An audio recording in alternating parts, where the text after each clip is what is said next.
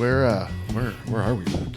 I don't know. It feels like we got transported back to especially with this music right now. It's feeling like the 70s, and I'm in the back of some disco club about to make like a illicit deal on something.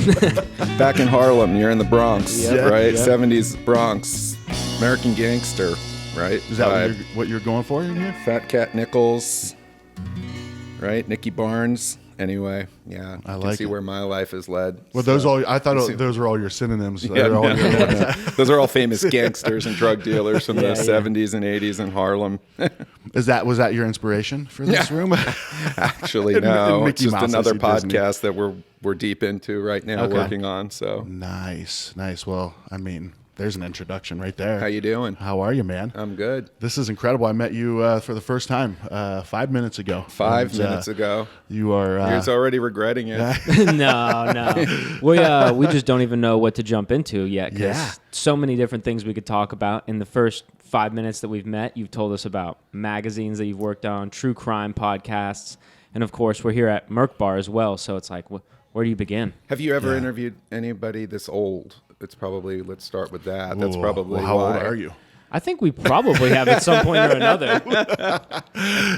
No, you also have to understand Young, the cool age. chefs and bartenders and like real Nah. passionate young people. And then it's like, hey, we got this old guy, man. What the hell?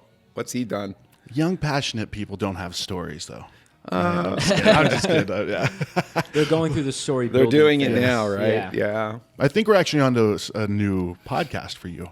So Luke is 25. Right. I'm 42. Right. How old are you? 57. There we go. Boom, boom, boom. We've got all All the generations. all of them. Generations. Yeah. All the generations. There's Kick the the podcast. dust off me. Yeah. Yeah. Well, So- welcome to Merc Bar. Yeah. Dude, Yeah. Thanks for having us. Yeah, no, pleasure. Getting an honor. It's a treat. No one wants to talk to me anymore. Yeah. Well, we're changing. We're going to change that. Yeah. Okay, cool. So, He's like, I've heard that before. so how do you describe this place? Because I mean, it's so much more than just a bar. What do you describe it as? I actually, it's funny. I actually describe it as just a bar. Really? Okay. Literally. Okay, I the take back what I said. No. I'll tell you. I'll give you a little Merc Bar 101, little Merc Bar history. So the bar started probably about 30 years ago back in New York in Soho on Mercer Street, hence Merc, short for Mercer. Okay. So a lot of people don't know that. They just go Merc Bar and they just, okay. Sounds cool. Sounds cool and weird and I don't get it, but Merc Bar, fine. But no, it was about Mercer Street. And that was where the bar started.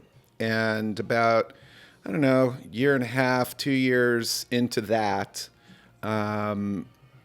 this space here at the Esplanade became available. And my business partner, actually, we did the flip-flop. He's from Arizona, Okay. and I'm from New York. So it was sort of this fun little, I don't know, sentimental thing for him to want to do this here. Okay. And for me, it was, I'm getting the fuck out of New York. This is great. Yeah, do the bar. John, do the bar. No, anyway, so that's what happened. So I came out here with him to look at this place when it was just a shell. It was, I believe it was a golf shop, like a Nevada Bob's golf shop, perhaps. Okay. I'm not sure. But anyway, it was nothing. Yeah. And Houston's was open, where Flint is today. Okay.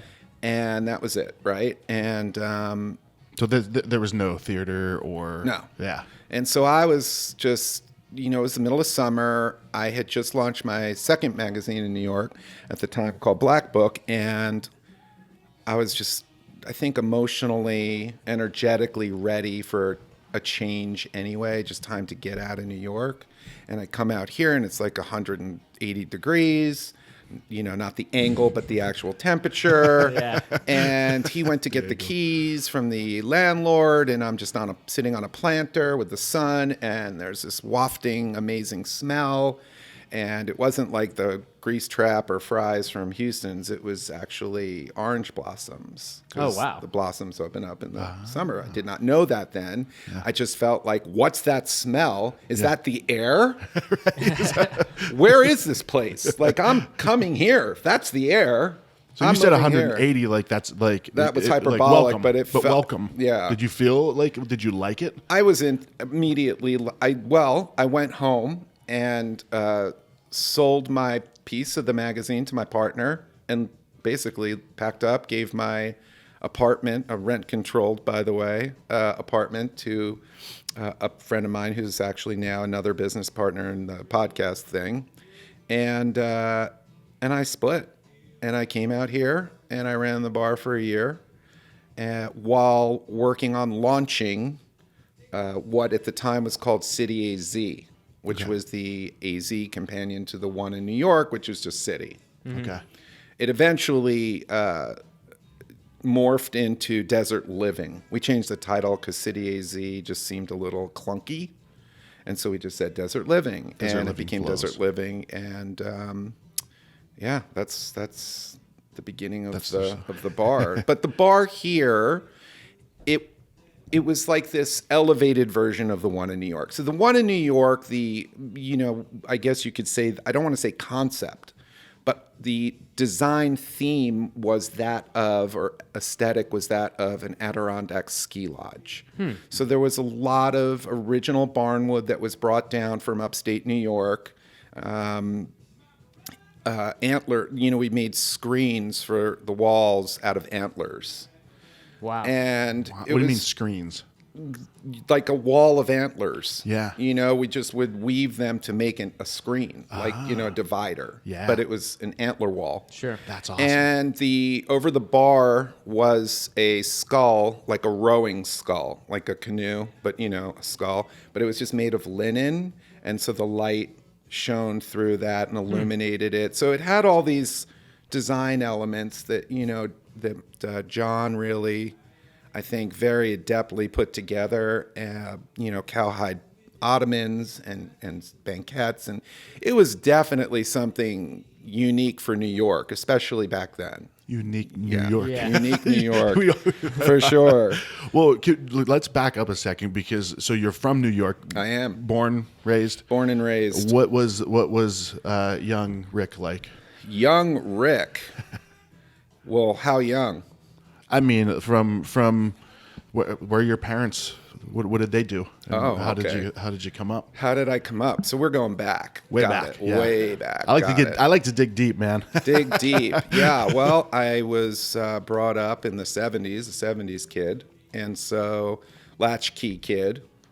Times were obviously a lot different. I have a 9-year-old daughter now who I still won't let ride her bike by herself into the neighborhood. Yeah. Like I'm still terrified. Where my experience at like 7 was get out of here and just be back by dark. That was the only rule. I feel like I was the end of that kind of living. Because when I was in like 6th, 7th grade, that was like when kids started getting phones. And my parents had this I remember it was this big giant decision to get me a phone. Whereas now they just throw them at you. But I used to skate miles away from my house and go find street spots, if you will. And you don't really hear about kids doing stuff like that anymore. No. The first mobile phone I saw was a friend of mine who was it was during the days of, the film Wolf of Wall Street and Jordan Belfort. And so I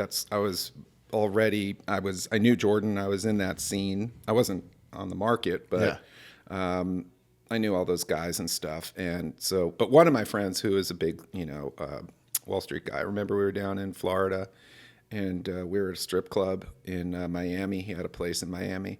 And he busted out like one of those, looked like a battery pack. Yeah. Like a giant, but the phone. But it was like this giant brick. Yeah. And it was just like, dude, I don't know if that is even a good look. I mean, it's fucking cool. Yeah. And I want to use that thing. But that is such a bad look, So that was my... first cell phone experience. They were just gigantic, You're looking at it thinking phones. they need to make that a lot smaller, maybe add a touch screen, maybe put a camera on the back. You're a visionary. Yeah, I had nothing to do with it, but I certainly have spent my share of money, and supporting a lot of different brands over the years, But anyway, I was just, if you ever on social media, on Facebook or something, and you see those lists that people put, comparing when I was a kid, today versus today, and it was we drank from hoses. Yeah. We didn't have it, we just got on our bikes and, and we fell out of trees and we climbed, and whatever. That was my era. Yeah.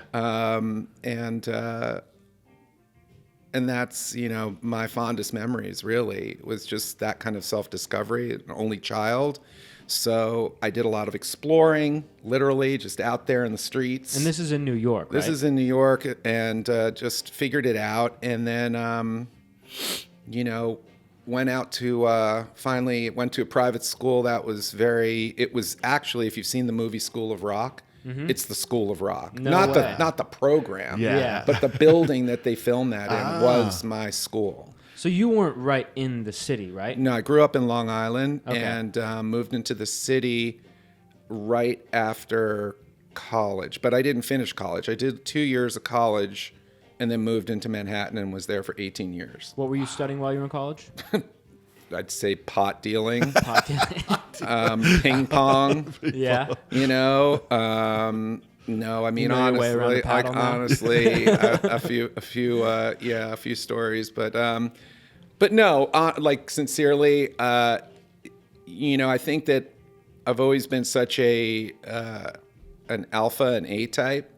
So like the minute I could get out the house, I got on the house, right? Whether it was a skateboard, whether it was a bicycle, whether it was taking the train into the city, buying my first fake ID next to Peepland in Times Square, thinking I'm going to get murdered, and this is like rough back then. Yeah. Like, New York was rough. It was going through the worst, economic crash, drugs, crime. Like it was rough, know. That makes it on your list of when I was a kid, Times Square was not a good place to go. Not a good place to go, but if you need a fake ID, you went to Times That's Square. the place to go. Yeah, so I went in and have my excursions, but I went to U of A for a couple of years because my best friend's sister went there, and it seemed as good a place as any to go to school. Yeah. I really didn't give it much thought, and I think I switched my majors like twice, from business major to, English major, because I was very much into, into reading, into English, into writing. I think at the end of the day, probably writing would be my, core competency, my skill, Really? my passion, my whatever. But I just unfortunately don't have that much occasion to really write, these days. Yeah. But anyway, I turned in my first paper and it just came back just shredded, and I was like, okay, I'm done with this. I'm going to go now try something else. I think mostly because I was just lazy and didn't want to have to deal with shit. Sure.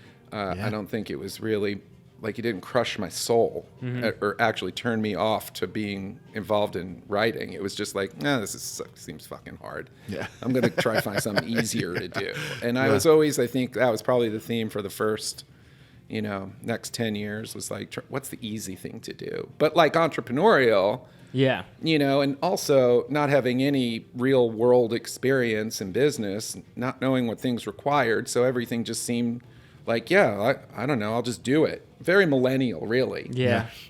Except there was no social media where I could just like start a blog or open a store where I'm selling crafts on Etsy. It was like, I have to do something, what do I do? Well, it's funny open because a nightclub, obviously, or a bar because you're in your 20s and like obviously that's what you need to figure out how to do. Anyway, but after 2 years at U of A, and it was fun. I mean, it was really fun, but I don't think I did much learning. I went back to New York, parked cars. A friend of mine owned parking garages in New York, and that kind of started, I think, my opening my eyes to the darker side of the world in the city. Yeah, really fell hard into New York nightlife scene, which was worth falling into at the time. It was post Studio 54, and you had the most, I don't know, eclectic nightlife scene. When I tell people stories about the people that I, was either friends with or had occasions to party with, it's almost feels like out of body stories. Like that can't possibly, like, what do you mean you did blah, blah, blah with blah, blah, blah in a basement at this nightclub. I'm like, yeah, why? I want you to fill in those blanks real quick. Yeah. Well, there was like a cast of characters at that time, you know. It was a very, like I said, I think it was very exciting, you know, and it was for young Rick. Like, how could you not, like, want to experience that? Like, be at a bar, a club, a party, an event with Andy Warhol. Yeah. You know, with the most famous musicians of the day, with the most famous models and actors and actresses and, you know, politicians, business magnates. I mean, everybody was just high off their faces and partying. And there was no discrimination. If you got past the rope, everybody was equal. Mm-hmm. You know, you had to get past the rope. You had to get in. But once you were in, wherever it was, it could be just Elaine's restaurant. You know, where you have like these wonderful, you know, intelligentsia sitting there, like the George Plimptons and Woody Allens and, you know, the most highly, you know, creative people just having drinks, having dinner, to just wild, crazy, you know, clubs. It was quite a time to be there. It was a very creative time. Graffiti artists, rap music, all that, you know, was just happening. All those people, all those clubs, all the artists today, you know, that I can go, yeah, I remember seeing the Beastie Boys and Madonna at Danceteria because she was dating the DJ there, Jelly Bean Benitez, you know, and like saw her like first perform, you know what I mean? Like things like that. And to be able to have those experiences and memories is really, you know, it's transformational. It informs you. It changes your perspective, your paradigm. And being in New York, too, I think, through just cultural osmosis as you get older. You know, now you're at, you know, the Met. Now you're at this gallery.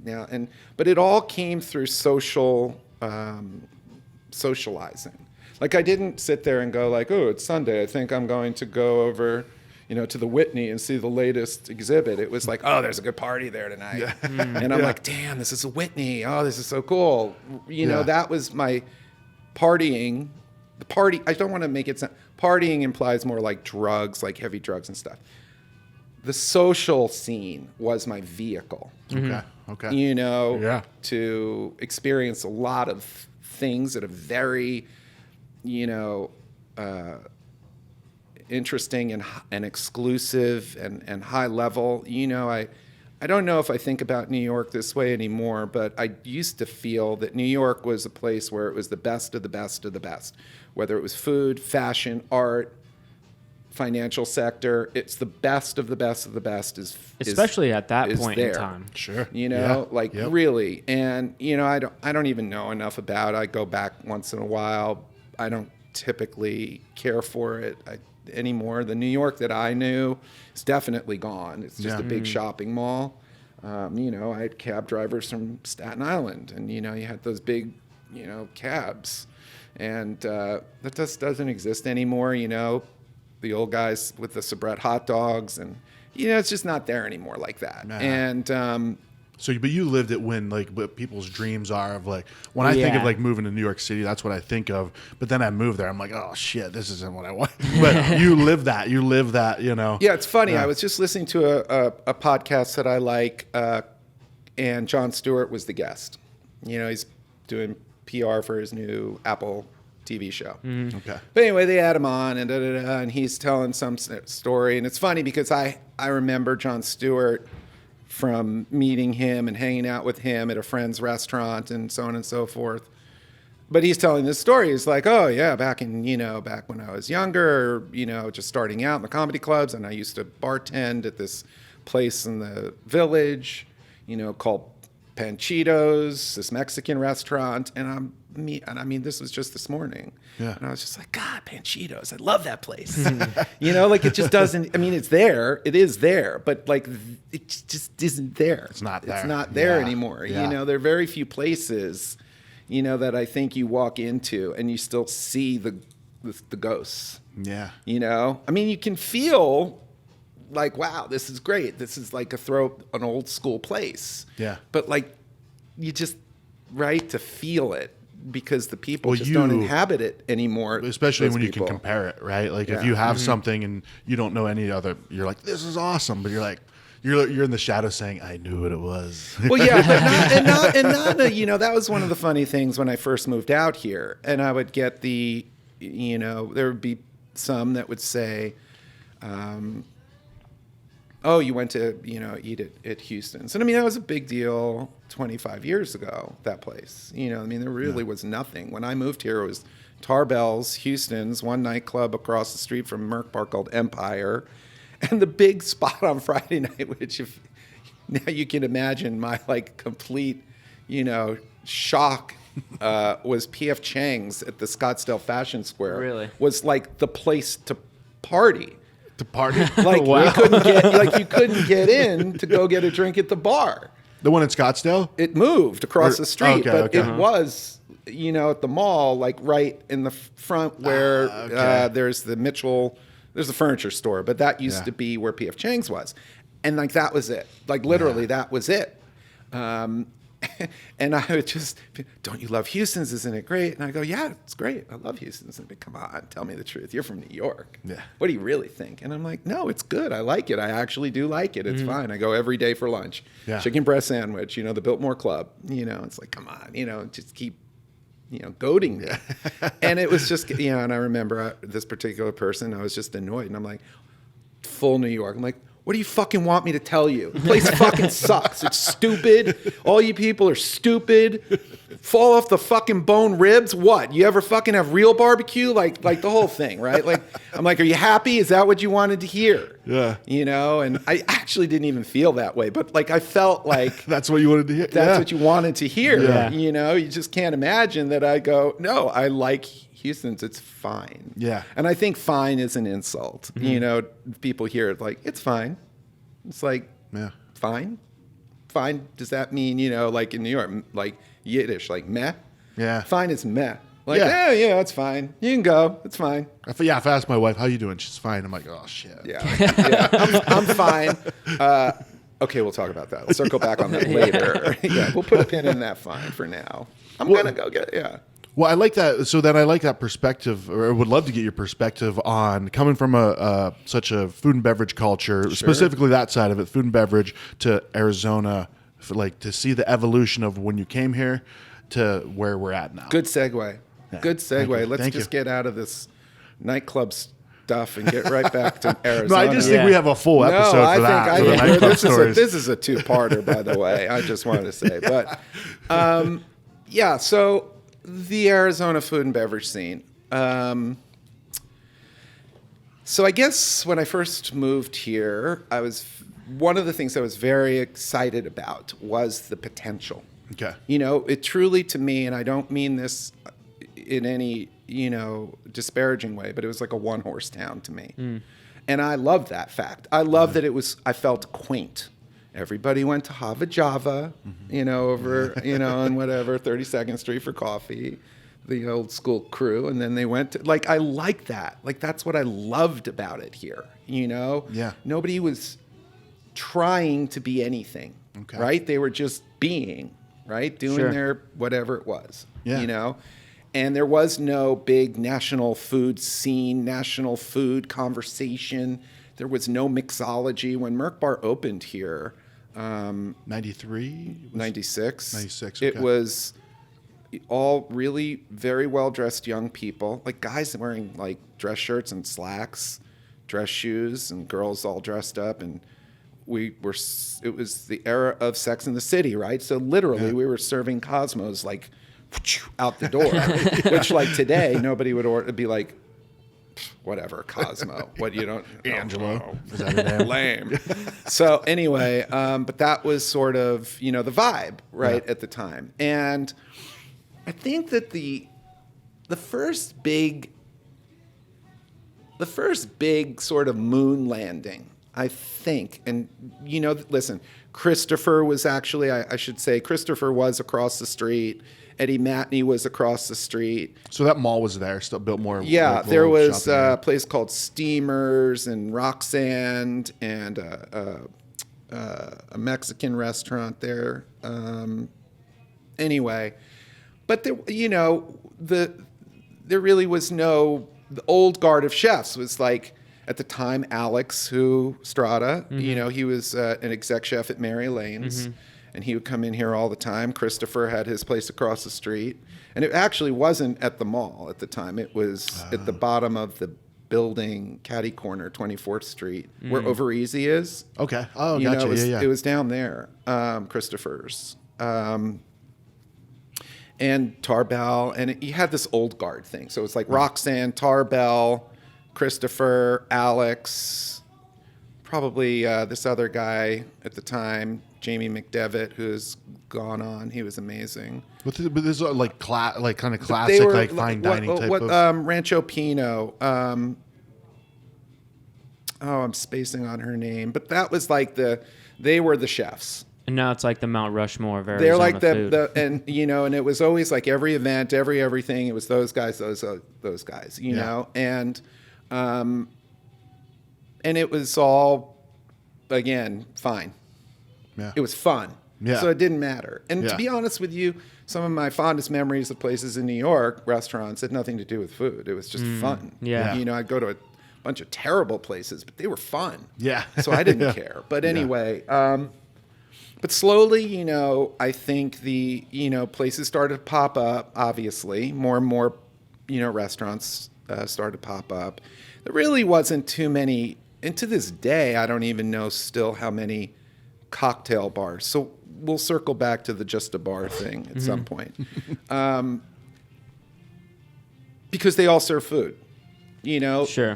whatever, even to this day, the most notable, cocktail bars like Little Rituals and whatnot, Century Grand open with food, like the biggest, trendiest guys, that have a food menu, so, but there was really no just a bar place, and then slowly places started to open up. Obviously, the urban sprawl started to grow. Scottsdale Road extended to Pima suddenly. But the moonshot reference, I feel, was when Mastro's opened. Mastro's Steakhouse over on Pima, Thompson Peak. I felt like that was the beginning of like the big lunar landing. Someone just came in and went so big. Big, which is what Mastro's is known for today in all their restaurants, But the first one there, and he owned other places here, Dennis. Okay. The dad.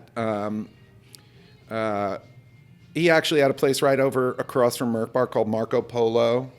He had the first place up north, like off of Shea.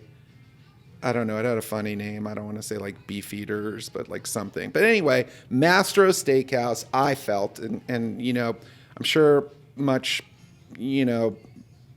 brighter people have a better recollection and might not have been. They go, oh, what about? And I go, oh, yeah, right. I forgot that. Yeah. But off the top of my head, I felt like then suddenly we're going to restaurants. Okay.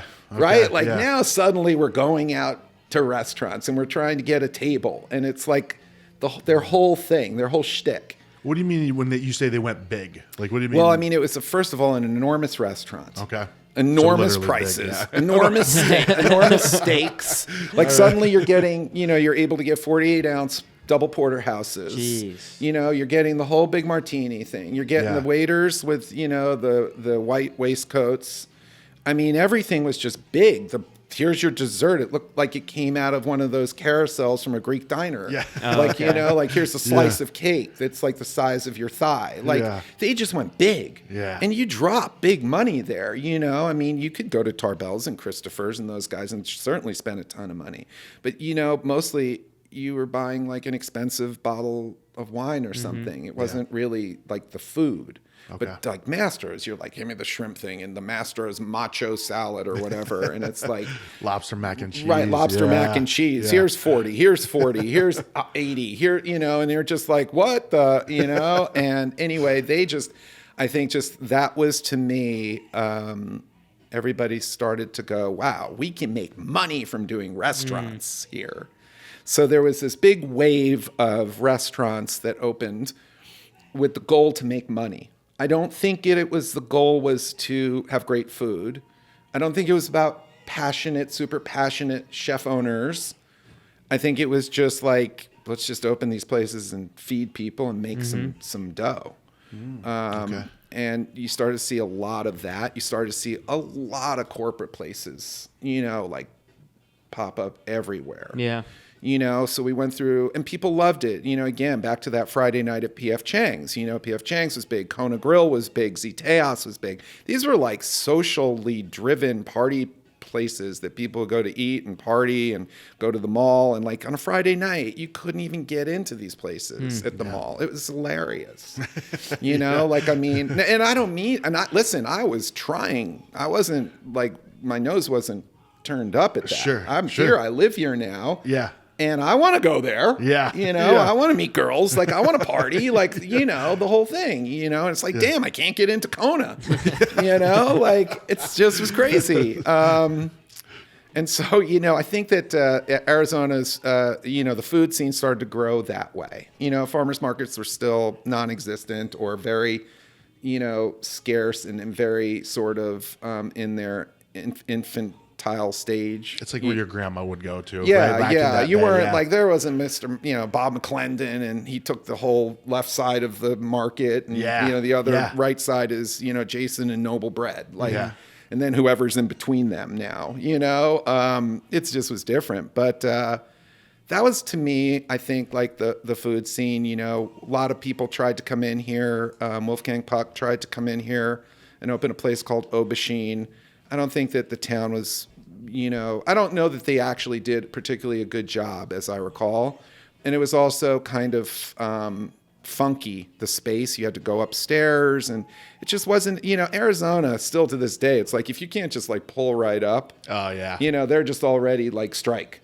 20% of people are already out when you say stairs. Right, like stairs. I'm out. It's upstairs. It's downstairs. Or there's no valet. Or there's a parking structure. Yeah. And they're just like, a structure? I'm out. Yeah. It's like, well, what it's anyway. But that didn't work. We saw a lot of like those brands trying, come and go and so on and so forth. And then, you saw, I think at some point, you started to see more the beginning. Who really I'd give a lot of credit to, who's always kept it very down to earth, is my buddy Chris Bianco. Yeah. Like Chris is just maybe one of the, he's an artist. Like, I remember talking to Chris. I think I might have done an interview with Chris in the magazine, 100 years ago. But I remember talking to Chris, and he was explaining to me on this occasion how the pizza was just a vehicle for him to touch people and to communicate with people. It was just a vehicle. It could have been a burger. It could have been a piece of salmon. It just happened to be a pizza.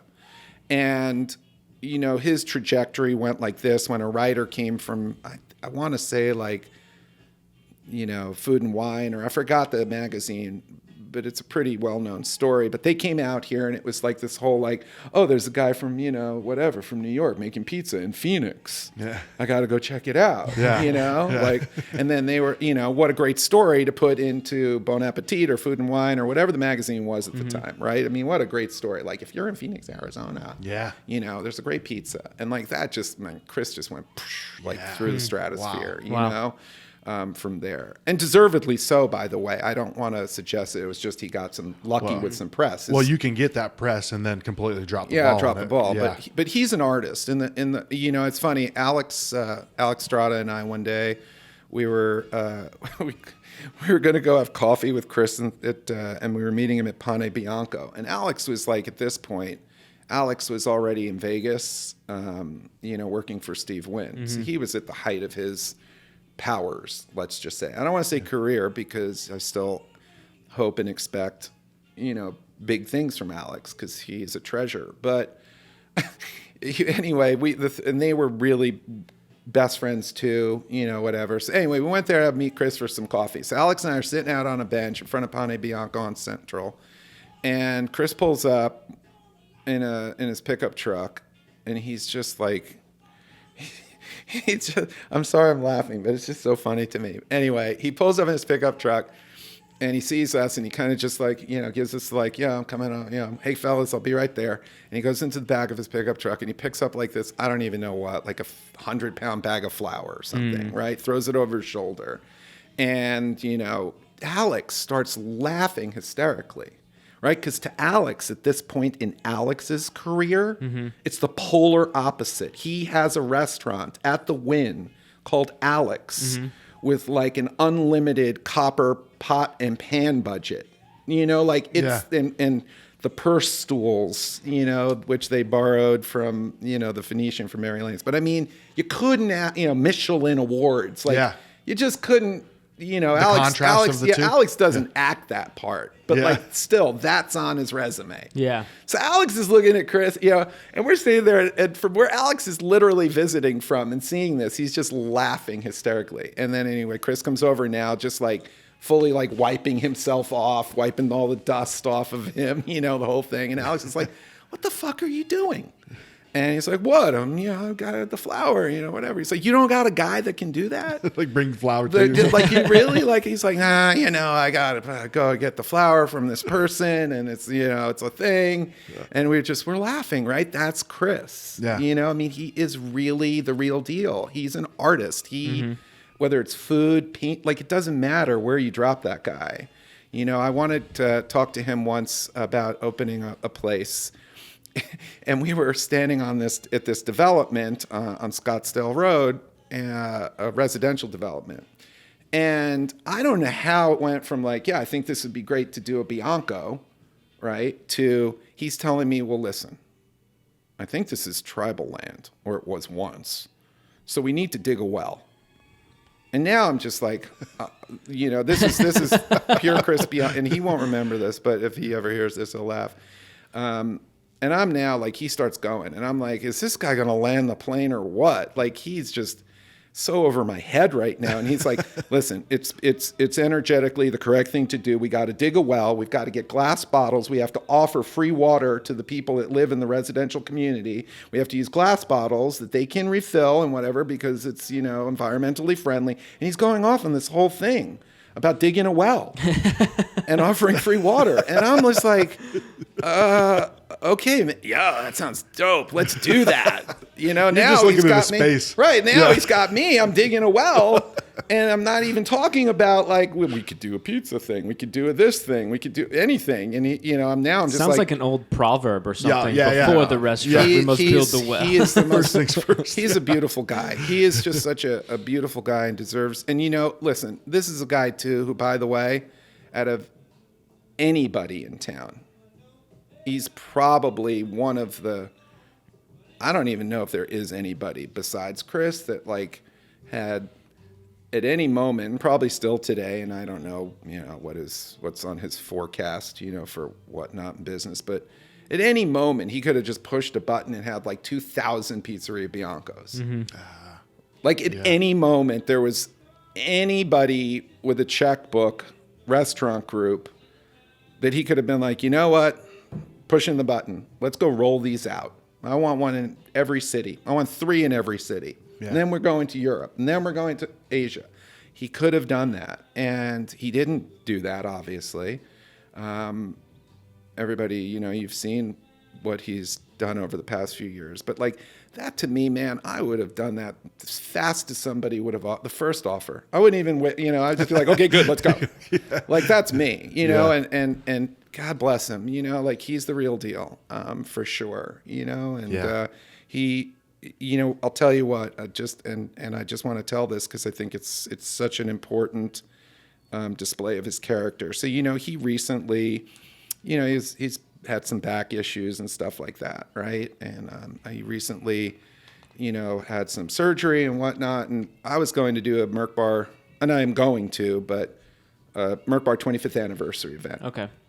Nice. And I'm going to do it all outside at the Esplanade, and we can, I throw the festivals too, which the taco festival and stuff. But so it's not foreign for me to try and figure that out. Sure. But anyway, my plan was I'm just going to call all those guys, like the original guys from back in the day. Yeah. You know, and it was like, I'll call up Mark Tarbell, and I'll call up Chris, and I'll call Alex, and I'll call, you know, a few of those guys and be like, listen, 25th anniversary, Merc Bar.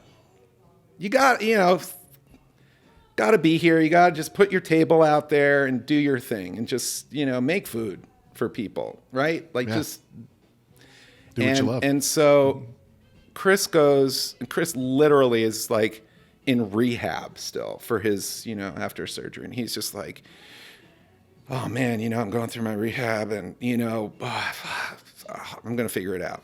I'm going to figure it out for you. I'll do it. I'm in. I'm going to figure it out. Yeah. You know, obviously postponed it, you know, because of my recent COVID, you know, stuff here at the bar. But what a guy. Like, I mean, you know, he wasn't even like, well, I have a cater out or it's a Saturday night or I'm busy cooking. Like he was just like, yeah, I just had surgery. I'm doing rehab, but I'm going to make this happen. Yeah. And it's like, that's a fucking bro. Yeah. You know, that's a bro. That's a good guy. Anyway, so I just wanted to tell that story because I love him for that. That's perfect because the reason we're talking about Chris is because you feel he sparked that kind of resurgence of Arizona food. I think a lot of people saw the, you know, small place, high quality food, national attention. And a personality. And, right? you know, and they thought to themselves, this is now a possibility in my life. Yeah. You know, for me to do it. And so there was a chef out here. I mean, he's still out here, but he doesn't have a restaurant here, James Porter, who is operating this whole incredible thing in northern Arizona now. You know, farm, making bread, breeding, you know, heritage, you know, we got to get what that we've talked about going up in the press, you know, outside of press. The vineyard, the wine. Like, I mean, you know, he's another. I would dare say James is another artist. You know, it's an artistic mind, and we were really close for a while. He opened a little French restaurant called Petite Maison. I mean, it had to be as big as this room. I'm not joking. Wow. Okay. Yeah. And it was right across the street from my office at the time, and so that's how we became really good friends. And we had this whole open door sort of, you know, real New York kind of experience, which was so, you know, valuable to me. It meant so much to me, like to have that community. Yeah. You know, and I think that James, around that time, you started to see other guys, right? Little places, you know, not all of them are very good. And I can't even remember, you know, but you saw the effort, you know, was there.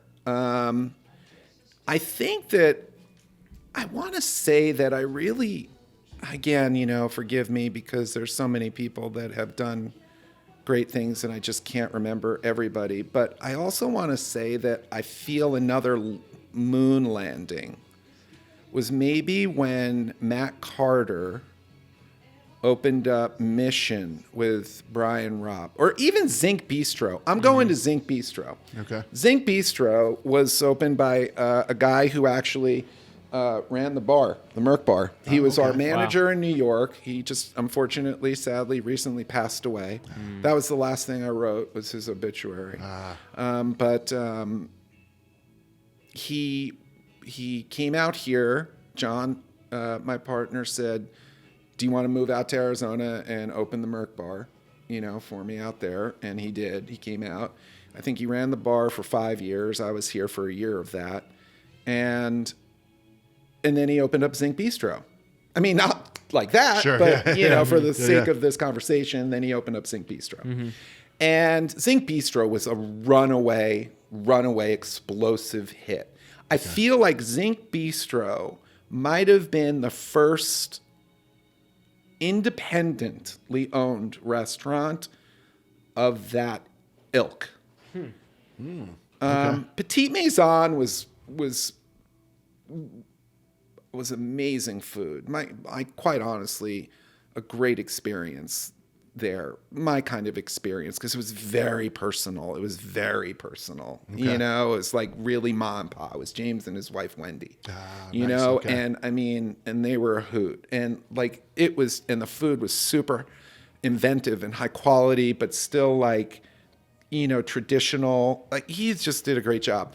But Zinc came along and just sort of, it was like if somebody just outspent him. Okay. You know, and Matt is, in my opinion, you know, my humble opinion, probably one of the authentically top 3 most talented guys in our town. Wow. Okay. You know, that's Matt Mission. Matt from Mission, Yeah. Zinc, Fat Ox. That guy is like, he worked for Christopher. Okay. You know, he came from Christopher. He also worked for Michael DiMaria at the Citadel.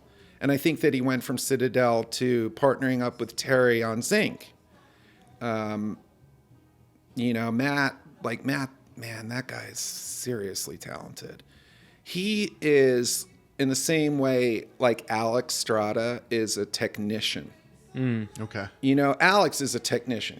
Alex isn't a guy who's just grabbing a handful of this and throwing it in a pot. Yeah. You know, Alex can take, you know, a puff pastry and put 38 flavors in it, and you don't know how. He put it in something that is like smaller than a golf ball. Yeah. And you're just like baffled. Like Alex has that sort of technical, you know, without it being gastronomic. Like it's not about gastronomy, right? Like how many things can I put in that? Yeah. Can I make smoke come out of it? And can Yeah. I, you know, make it levitate? And the, you know, and the smell of Blow a bubble and rosemary pop it. smoke pillow to rest the plate on, like Grant Achatz at Alinea, Yeah. was a genius. I mean, he thinks in 3/4 dimensions as a chef. Yeah. You know, and Really it's, cool it's, stuff. It's amazing, right? Yeah. But like Alex just can cook. Yeah. And he's very whatever. And it was funny. I'll just, a quick aside, but it's a story on Matt. Matt went on to become partners with this friend of mine, Brian Robb, who Matt and Terry and Brian opened up Mission in Old Town, right? Brian found the space, figured out the deal. Like that was Brian's first foray. Brian was a busboy here at Merc Bar. Okay. So it's like so many people, you know, it's so funny how many people came through here and he was in college, you know, and now, I mean, he's Mr. Big, you know, restaurant guy. But anyway, so it was Brian's bachelor party. We flew to Vegas. I called Alex and I said, hey, listen, you know, it's my friend's bachelor party. I think that, you know, this crew of people would get a big kick out of the private chef's table there. Yeah. I don't want to do dinner. Just, you know, we'll do some champagne, you know, put out some kind of, you know, I talked to Alex like completely disrespectfully, right? I'm like, some snacks, you know, and we're good, you know, whatever. So anyway, we're all in Vegas, Matt, right? With Carter, we go to Vegas and we go into this room and it is a curtained room, probably again, this like kind of this size, you know, gorgeous, of course, not unlike here. But anyway, you know, it's Alex restaurant, like the most of the most in Vegas. And they're bringing out the champagne and they're putting out the hors d'oeuvres. And, you know, it's really beautiful. It's really nice. I think it was like lost on most of the guys in the crew, you know? Yeah. Suddenly, these curtains part and open up, like, and they reveal the kitchen. Oh, wow. And Alex is sitting there in his, you know, super uber chef outfit coat, you know. Yeah. And there is this vision, you know, and there's like 4 guys there that are all just standing there. It was like Willy Wonka, really. It's like what I felt like a full Willy Wonka thing. Yeah. And they were just all the Oompa Loompas in there, but they were quenelling whatever they were quenelling. But 3 of them standing side by side doing this with the spoons and quenelling whatever it was, right? Well, Matt suddenly is reduced to like a 6-year-old. Next thing you know, Matt's like this with his face pushed up against his nose against the glass. And he's just like, holy shit, that's it. That's the dream, right? Like you could just see in Matt's head. He's like, that's the dream, you know, like, whoa. And, you know, Alex came in to say hi to everybody. You know, Matt is just like, Alex, so, I mean, are they doing, you know, and he just was like, and, you know, it was so great to just see Matt's, you know, if you talk to Matt about food, you can see the wheels turning in his head. He doesn't just be like, yeah, I can do this. I can do that. He's like thinking it through in the conversation and trying to improv as he's talking to you. Like, with chicken we could put, and then I could, and we could probably reduce and get and whatever. Like he's mad with flavors and technician guy, really amazing, talent. But anyway, I think these are all guys that were young coming up. Yeah, very young, and Zinc was just a runaway train, still to this day, I believe. Mission obviously opened up.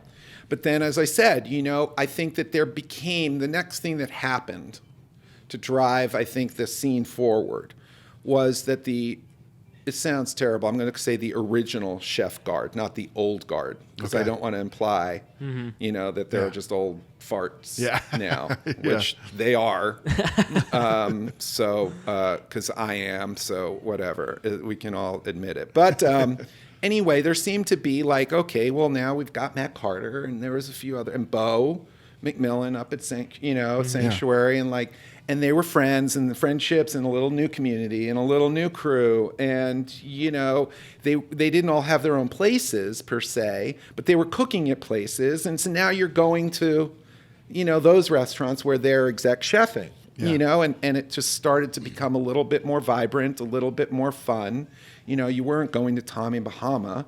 Right. You go up and go to where your friends were working, and more and more passion got into the food, I think, and more, again, I think more and more opportunity for guys to get out there and, try and make something happen. Yeah. This is still, Sam Fox opened up, his first place. He actually, another really nice guy. I know that, he's got this, his reputation is of such a huge, successful business guy, but he's also a pretty nice guy, I would like to add.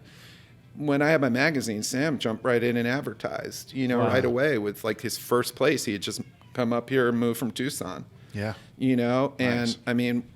You can't get mad at Sam. There's a lot of guys in town that are just such haters. Oh, really? His food and his places and and it's just like, you're such a hater.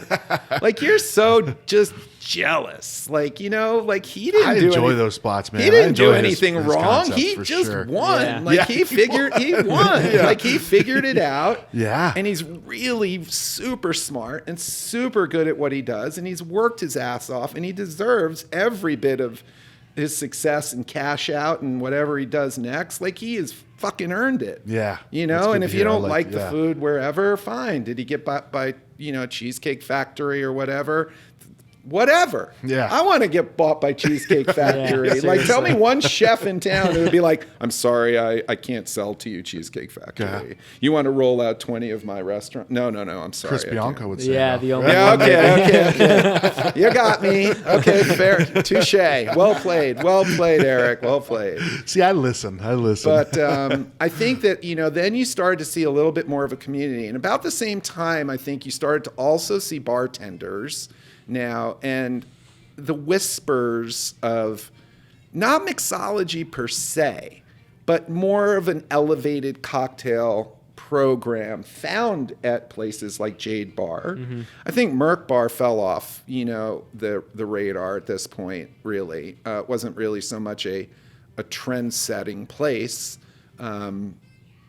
And you saw other places as evolution would, have it anyway, organically start to pop up. And, you started to see some really good cocktail programs. Around when? Around what year do you say? Probably in the, early 2000s. Okay. Yeah. You start to really see it. And there were guys like Jason Asher who, has the prolific, Century Grand and Undertow and, prior to that, Counterintuitive. But this was a guy who was a bartender at Jade Bar for a while. He went out to, did competitions. He was like bartender of the year or something on the cover of GQ. I went out for that in Vegas with Bo to support Jason. And again, the nicest guy, these guys are so nice. Yeah. They really, and Jason, Ross from, Little Rituals, Bitter and Twisted, yes, Little Rituals, but you know, his first was Bitter and Twisted. Like, I remember Ross when I first moved here, and he was like a rep for Southern Wine and Spirits. Really? And he and I became friends, and he would tell me how he wants to open up a place. I tried to convince him to run here, be a manager. And he was like, I want to do my own place. This guy had a business plan in his hand, and, you know, God bless him. This guy would text me on a Saturday night, you know, pictures at this point in the cell phone world. Yeah. And he'd be like just at home making cocktails. Yeah. You know, experimenting and playing and show me pictures. And like, had that kind of, I mean, we weren't like tight, but like, you know, we had that kind of mutual respect and relationship, you know. A sense of community. Yeah, and I was always a big fan. Like, I wanted him to succeed. You know, I offered him Merc Bar, you know. I mean, I really was a fan. And his tenacity, you know, is something to be rewarded because he figured it out eventually. Yeah. Yeah. And, you know, bam, Bitter and Twisted. Like, mic drop. Yeah. You know, like he just mic dropped everybody. Yeah. You know? Yep. And the only thing I can say is, unlike a lot of, let's say, copycats, you know, and I don't know a lot of people in that community, so, you know, if I just keep saying the same names, it's because I do know them. But like people like Ross and people like Jason, you know what? Like, they're the real deal. Like, they're passionate. Like, they just like, Jason used to write my menus at Bootleggers, you know, my cocktail menus, and he was by far my favorite drinks I've ever had. Yeah. To this day, I mean, Jason makes anything. I don't care what he makes. I'm like, that's fucking amazing. Yeah. Yeah. He's just got that magic touch. You know, my personal, you know, belief is in his ability to make the most balanced cocktails that I've ever had. Like, he just is the real deal. Ross is the real deal. They live it, you know, they really do. This was not a concept thing. Like, I'm going to be a bartender and I'm going to open up places and I'm going to make wacky drinks. Like, this was really, again, artists, you know, in my opinion. And I feel that kind of, you know, and there was a lot of bartenders at the time that were part of that world. They didn't have places, and most of them don't. But that was a very good community, you know, and you still see those guys. We did something here at the Merc Bar a few weeks ago. It was a bartender competition from, you probably know, Ivan and Abel from Carreño. Oh, yeah. Love those guys. Anyway, they did a Naran competition here. And I mean, that's a community. Like, those guys all came out. I mean, we did it on a Sunday night. We're not even open. Place was jammed. Yeah. Like, it was fun. You know, it was great to see them. You know, as part of the Arizona Taco Festival, for years have been doing Margarita Wars. You know, same thing. You know, it's like, there they are, the top. You name anybody, they've done that event, that competition. You know what I mean? Yep. And it's great to see those guys, you know, continue down their path and thrive. And even if they're working at somebody else's restaurant, they are making their cocktail program into some reason to go there. Yeah. You know, not just the food. And I think that one of the things that was interesting, it's like a Vegas phenomenon, right? Like, the whole mentality in Vegas was, you know, Vegas, the casino owners didn't care about the food and beverage. Their money was the casinos, right? So they give you the free rooms, they give you the free meals. They didn't care. Yeah. But at some point it flipped, right? Meaning, people were like, wait, we're making a ton of money on food and beverage here. Yeah. We should probably pay more attention to that. Yeah. And I think that that's what happened in restaurants. You know, a lot of restaurants suddenly were like, we need to have a killer cocktail program now. It's not just wine program. Yeah. Right? We need a killer cocktail program. And so a lot of these guys, you know, found their places and found their homes and have made, you know, reputations for themselves. You know, guys like Richie Moe, you know, now is, you know, gone on to become an owner, you know, and a partner, you know, in various places, you know, but was just a very gifted bartender, you know, and there's a lot of guys like that. And, you know, it's just great to see. I mean, we try at the bar, at the Merc Bar, to stay current, but we're not trying to lead the pack. Okay. I'm not even interested in that. But I also think you can't just be a throwback. Sorry, we've got martinis, old fashions, this is what we do, and like it or Manhattans, not. and that's it. Yeah. It's just stupid, right? So we have a super talented guy who's our director, our cocktail beverage program director, Casey Wallen, who, another guy, worked with Asher, worked with all those guys. Like, he's hugely talented, very, well known, and so he's writing our menus, for us and keeping us, in the conversation, which I think is really important, on that level. I'll still play, the 70s music, but we'll have 2021 cocktails. So, but anyway, the scene just kept on developing and growing with more residential, with more sprawl, with more opportunity for locations for people to do things, cheaper rents, places, opportunities for them to take chances because they could do something out in Chandler, do something in Gilbert, not pay a 24th and Camelback rent or a mall rent. Yeah. And, right now it's funny because I feel like there's probably 20 restaurants I'd love to go to that are in, Gilbert and Chandler. Yep. Yeah. That I genuinely want to go to. Yeah. That new look, ones popping that up look all the time. amazing. And there's, I can't, and even here, Scottsdale and Phoenix and, whatnot, there's just been such a proliferation. And you got some really talented people now. And, there was a guy who opened up Bootleggers with me who owns Vicina, James Fox. Okay. Yeah. And the food that, I've loved James. He worked for Matt Carter at Mission. And I've always loved his, his food, whatever he was doing. Like at Mission one night, we went there late night and he was just like, I'm going to bring out, I'm going to make them. And he brings out lamb chops, but there's peanut butter and jelly or something. And I'm just like, what the fuck are you doing? And he's like, bro, just eat it. Eat it in one bite. It's you got to eat it in one bite. And I'm like, this is insane. This is amazing. Yeah. And, he's that guy. Yeah. He, I think, is the king of, smash food. Here's this beautiful plate, but you have to smash it to get it all on your fork. And he would use, expressions like, I want my food to be like a punch in the face. Okay. Yeah. This guy, there are guys like that just get flavors. Yeah. They're not thinking of even the technical. They're just they're the ones grabbing things by the handfuls and throwing it in a pot and going that tastes awesome. That's whatever, and I think we have a ton of talented guys, now that are out there, young guys that are cooking. I think that there was an effort probably a few years ago to kind of reform, get the band back together, when they came up with the Seven Chefs series.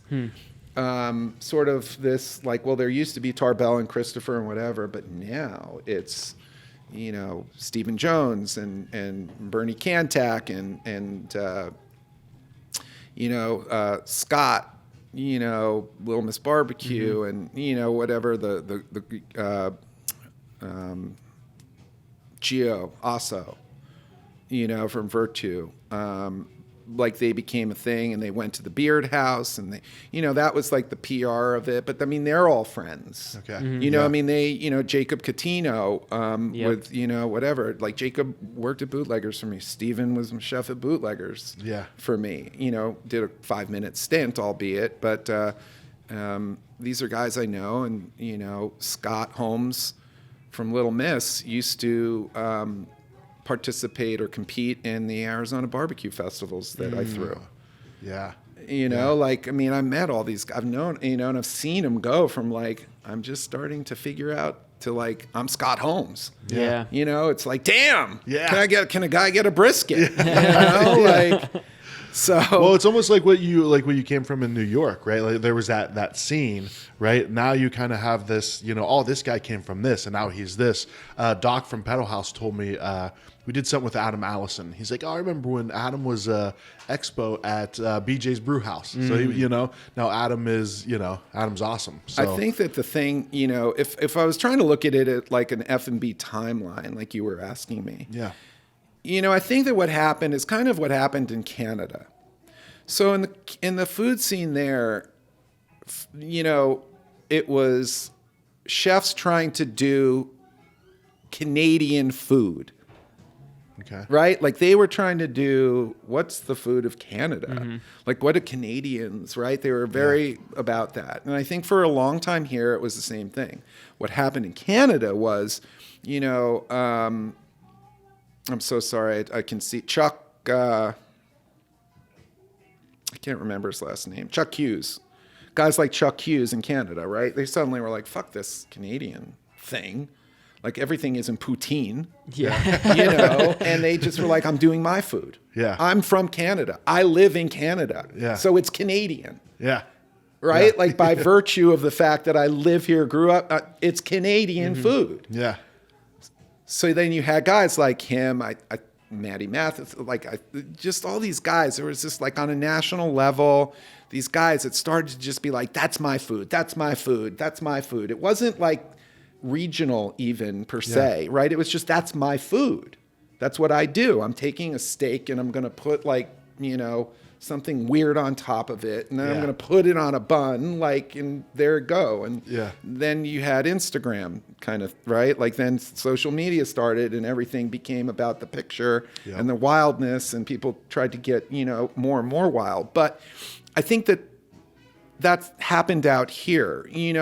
When I had the food blog Eater AZ, the whole point of it was I was just coming out of, what I called every day's a sunny day media, right? So I had magazines for years and years.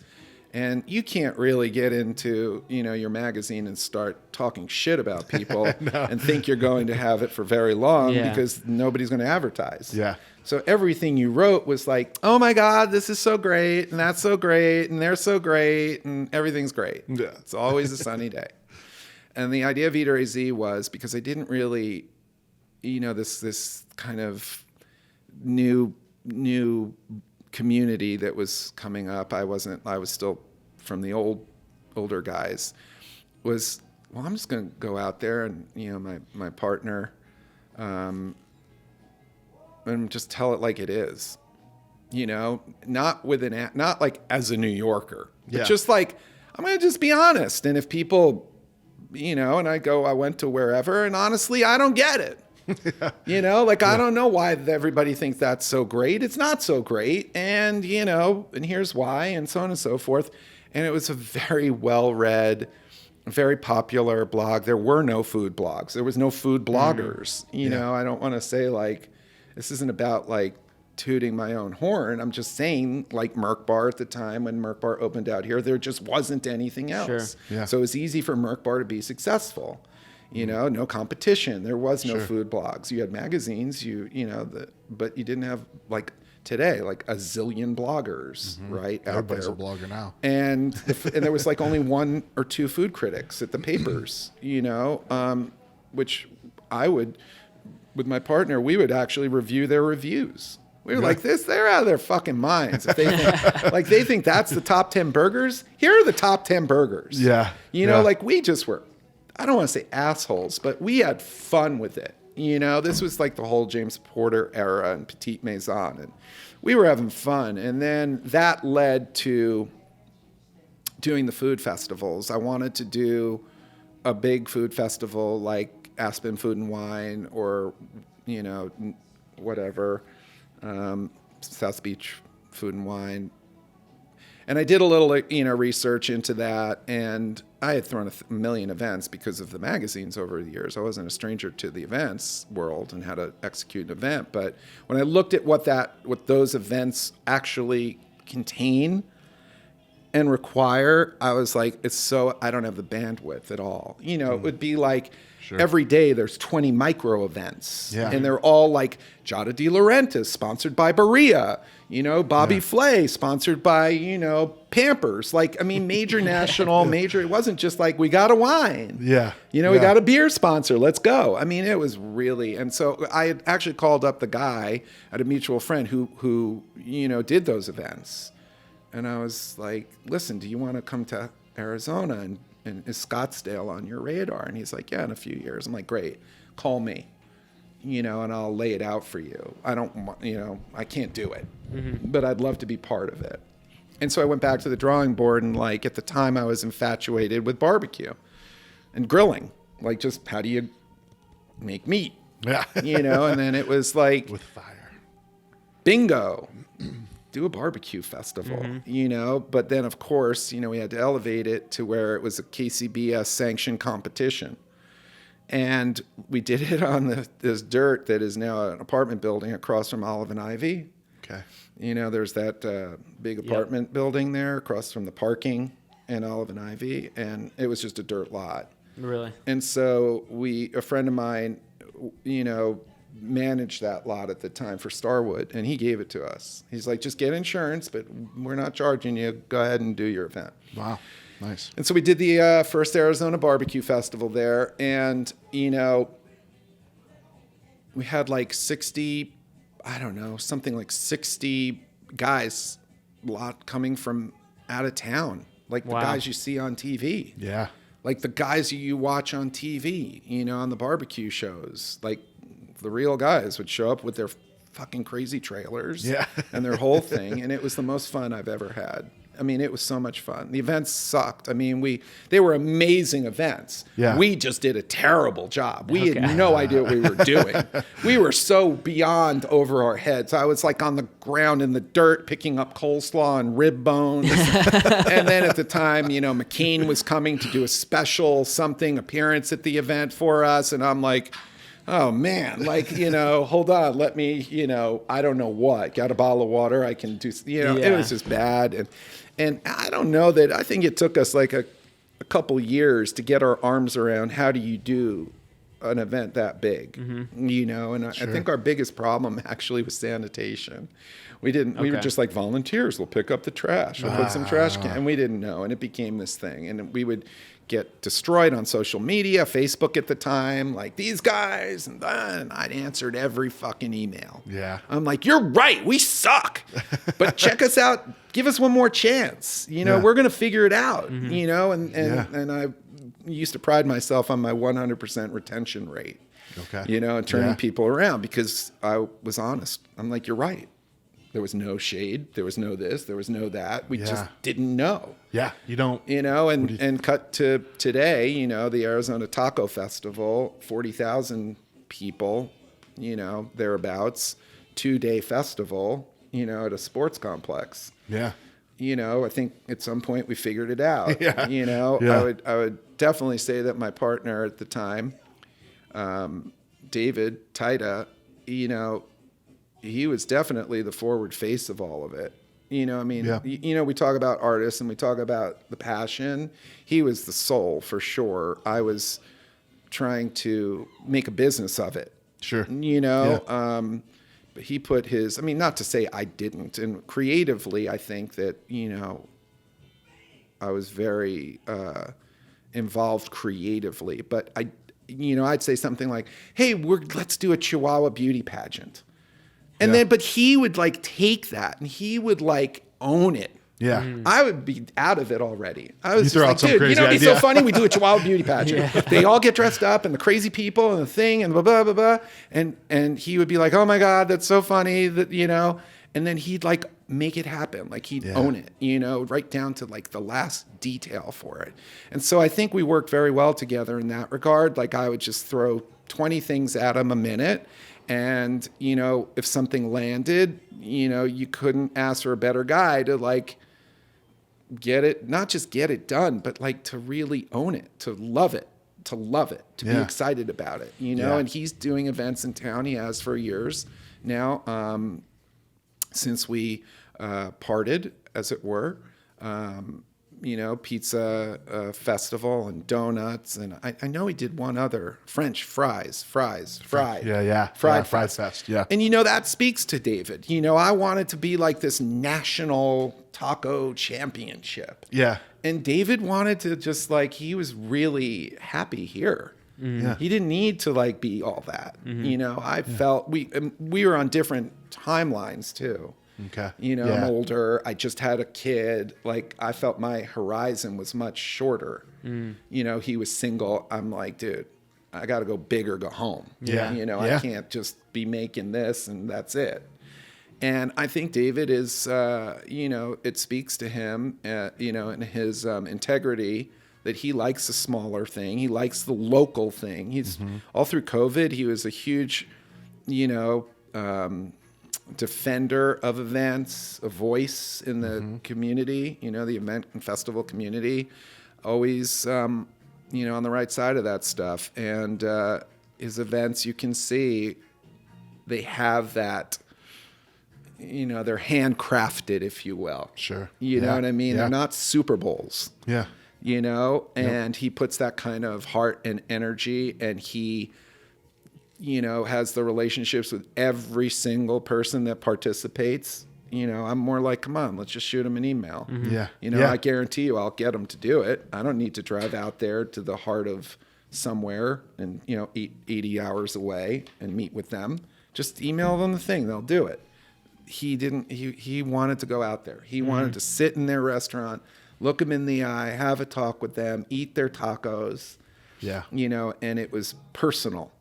It was personal. Yeah. And I think that, it's awesome. And that translated into an event as well, right? Because then the people experience that same level of... But they also destroy you because now you're a target, right? Who do you call if the Super Bowl experience sucks? Sure. You go to the basketball, you go to the Suns game, and it's who are you calling?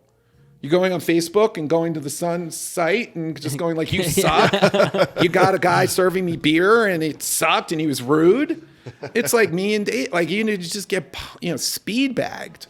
But that certainly, that little, besides little piece of, my story, back to the F&B story was really where we, became very close now with the community between the blog and now the events. And we had to, not do the blog anymore because same thing as magazines. It's like, damn, we need them to do the events. Yeah.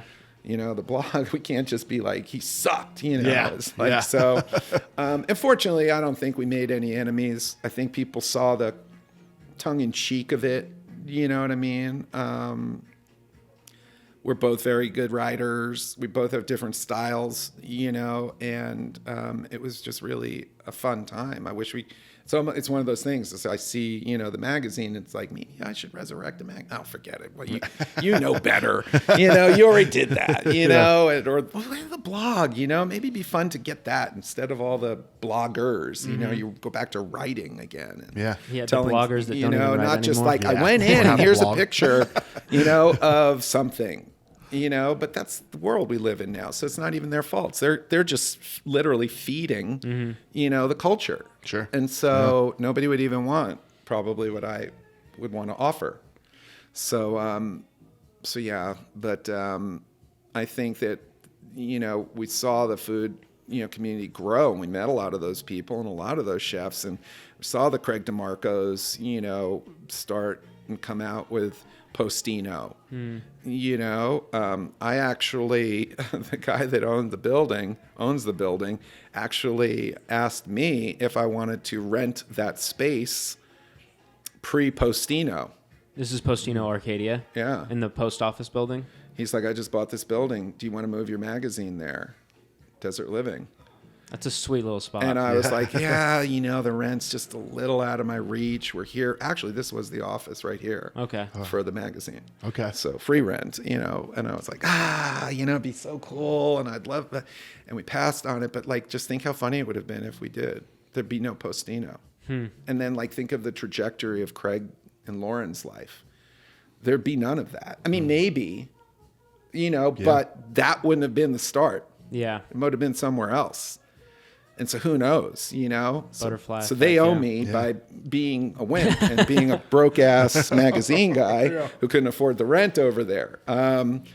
But you know, they did an amazing job, right? Like obviously, but I mean, their whole corporate culture, what they have built, the places that they have, I think speaks again to like where we're at. Like I'd say they were more the model for today's new chefs and restaurants than anybody, because they just have the cool thing.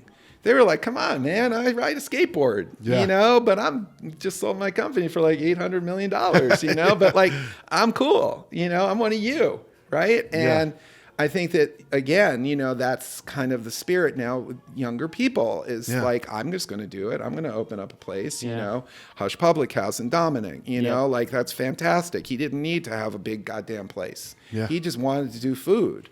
You know, and I mean, God bless him. And you know what's even great about Dominic's place, besides, you know, it's great, you know, his attitude. When I went there the first time, I was like, you know, how's everything? And I'm like, I gotta tell you, your menu's like fucking bananas. It's all over the road. Like, you know, how did you come up with like, it's just so all over the road. There's no, this is the cuisine. This is the style. And he's like, you know, I was in the military and I traveled around and this is the shit I like. And I was like, God fucking bless you. Yeah. That's a restaurant I love, right? Like you're just not trying to be anything but yourself and what you like, you know? And I think that that's awesome, right? Like the non-concept concept.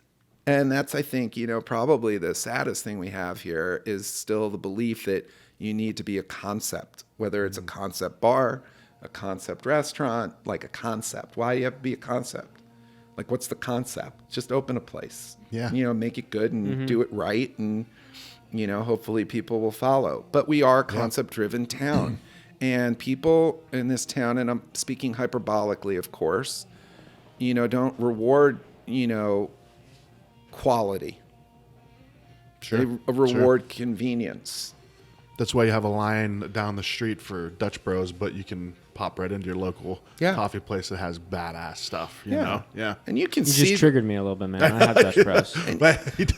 And you can see the footprints, right? The path that got there, the Biancos to the Pane Biancos to Lux on Central. Like, you know, I mean, there were forefathers, if you will, of the cute and quality. Right? Of the cute and quality. Not just cute, but quality.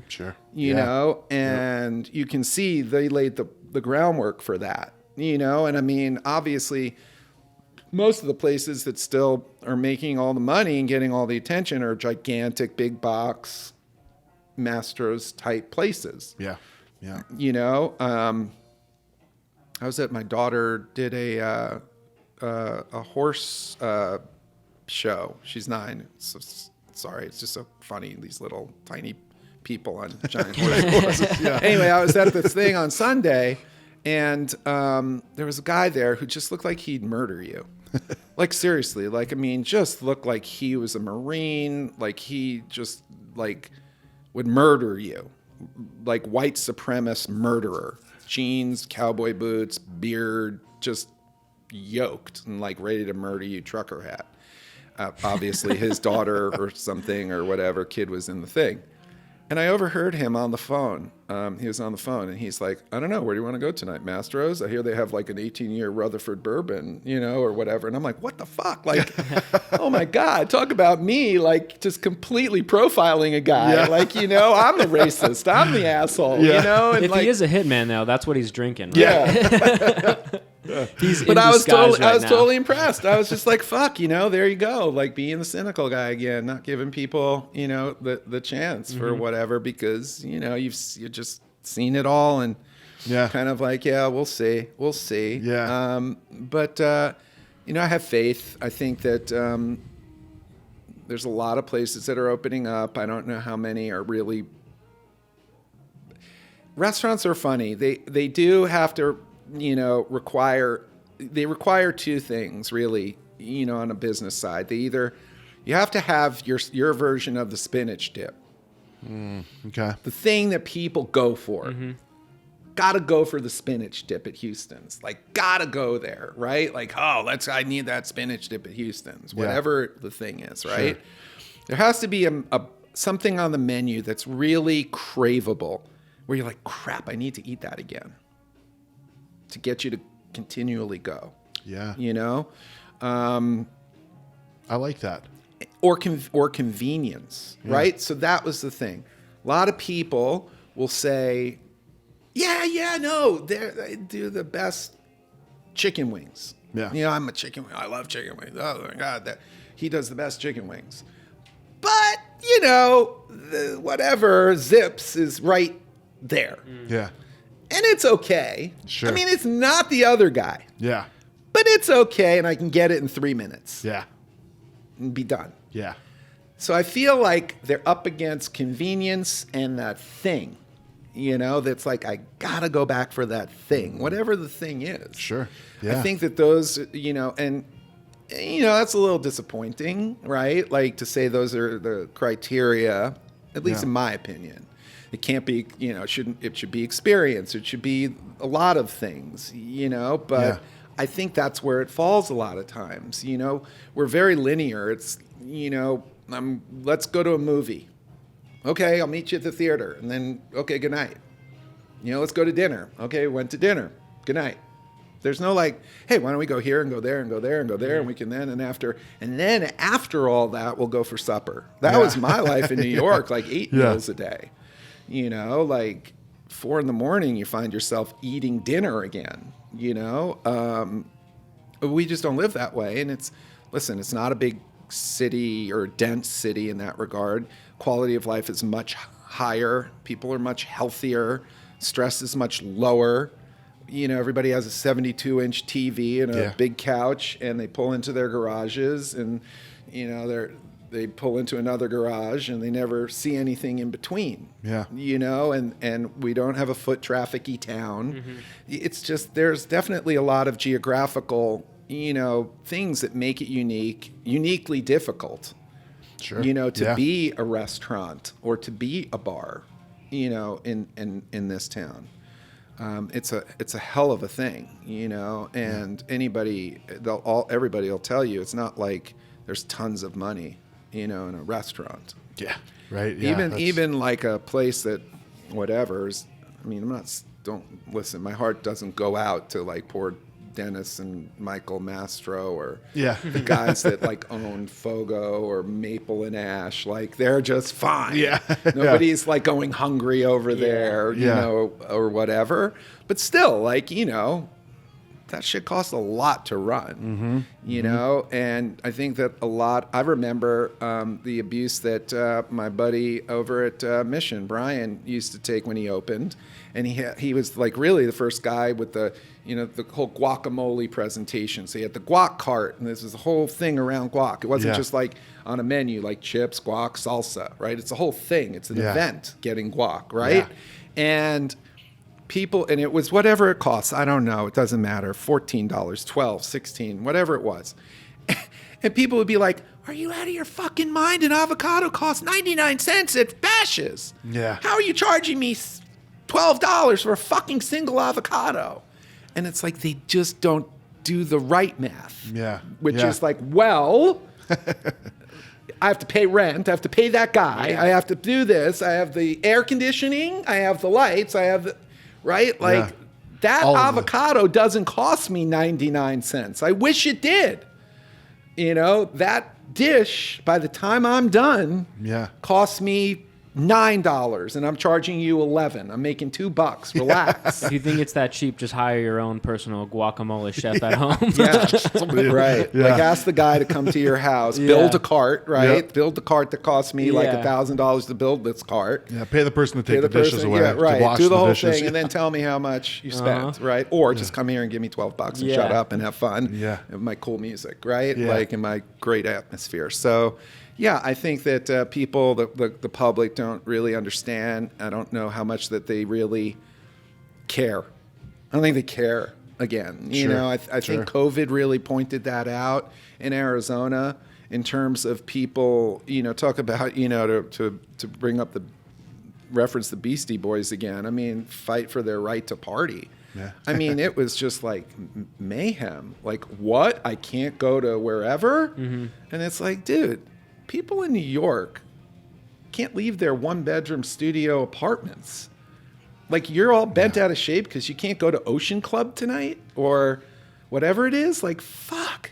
What the fuck? Get a little perspective, you know? But, Sure. like, here it's like, don't tell me I got to wear this, a mask, or get a vaccination, or my business needs to, you know, deploy safety protocols, or, you know, so on and so forth, and, you know, social distancing or whatever, right? Like, it was interesting to see as a state, like, how everybody was just clinging to their, like, I gotta still be able to go out and party. Sure. You know, Yeah. that was the fight, you know? And I just, you know, a lot of friends of mine that own a lot of popular places, right? It was business did not even stop for a second. It was just like, bam, you know, when they were allowed to reopen. Yeah. You know, people Yeah. were just like, I'm here. I don't even care about the mask thing. Yeah. You know, I don't even care if your staff are wearing this or if there's sanitizers everywhere or the tables are 6 feet apart. Like, I am here to fucking party. Yeah.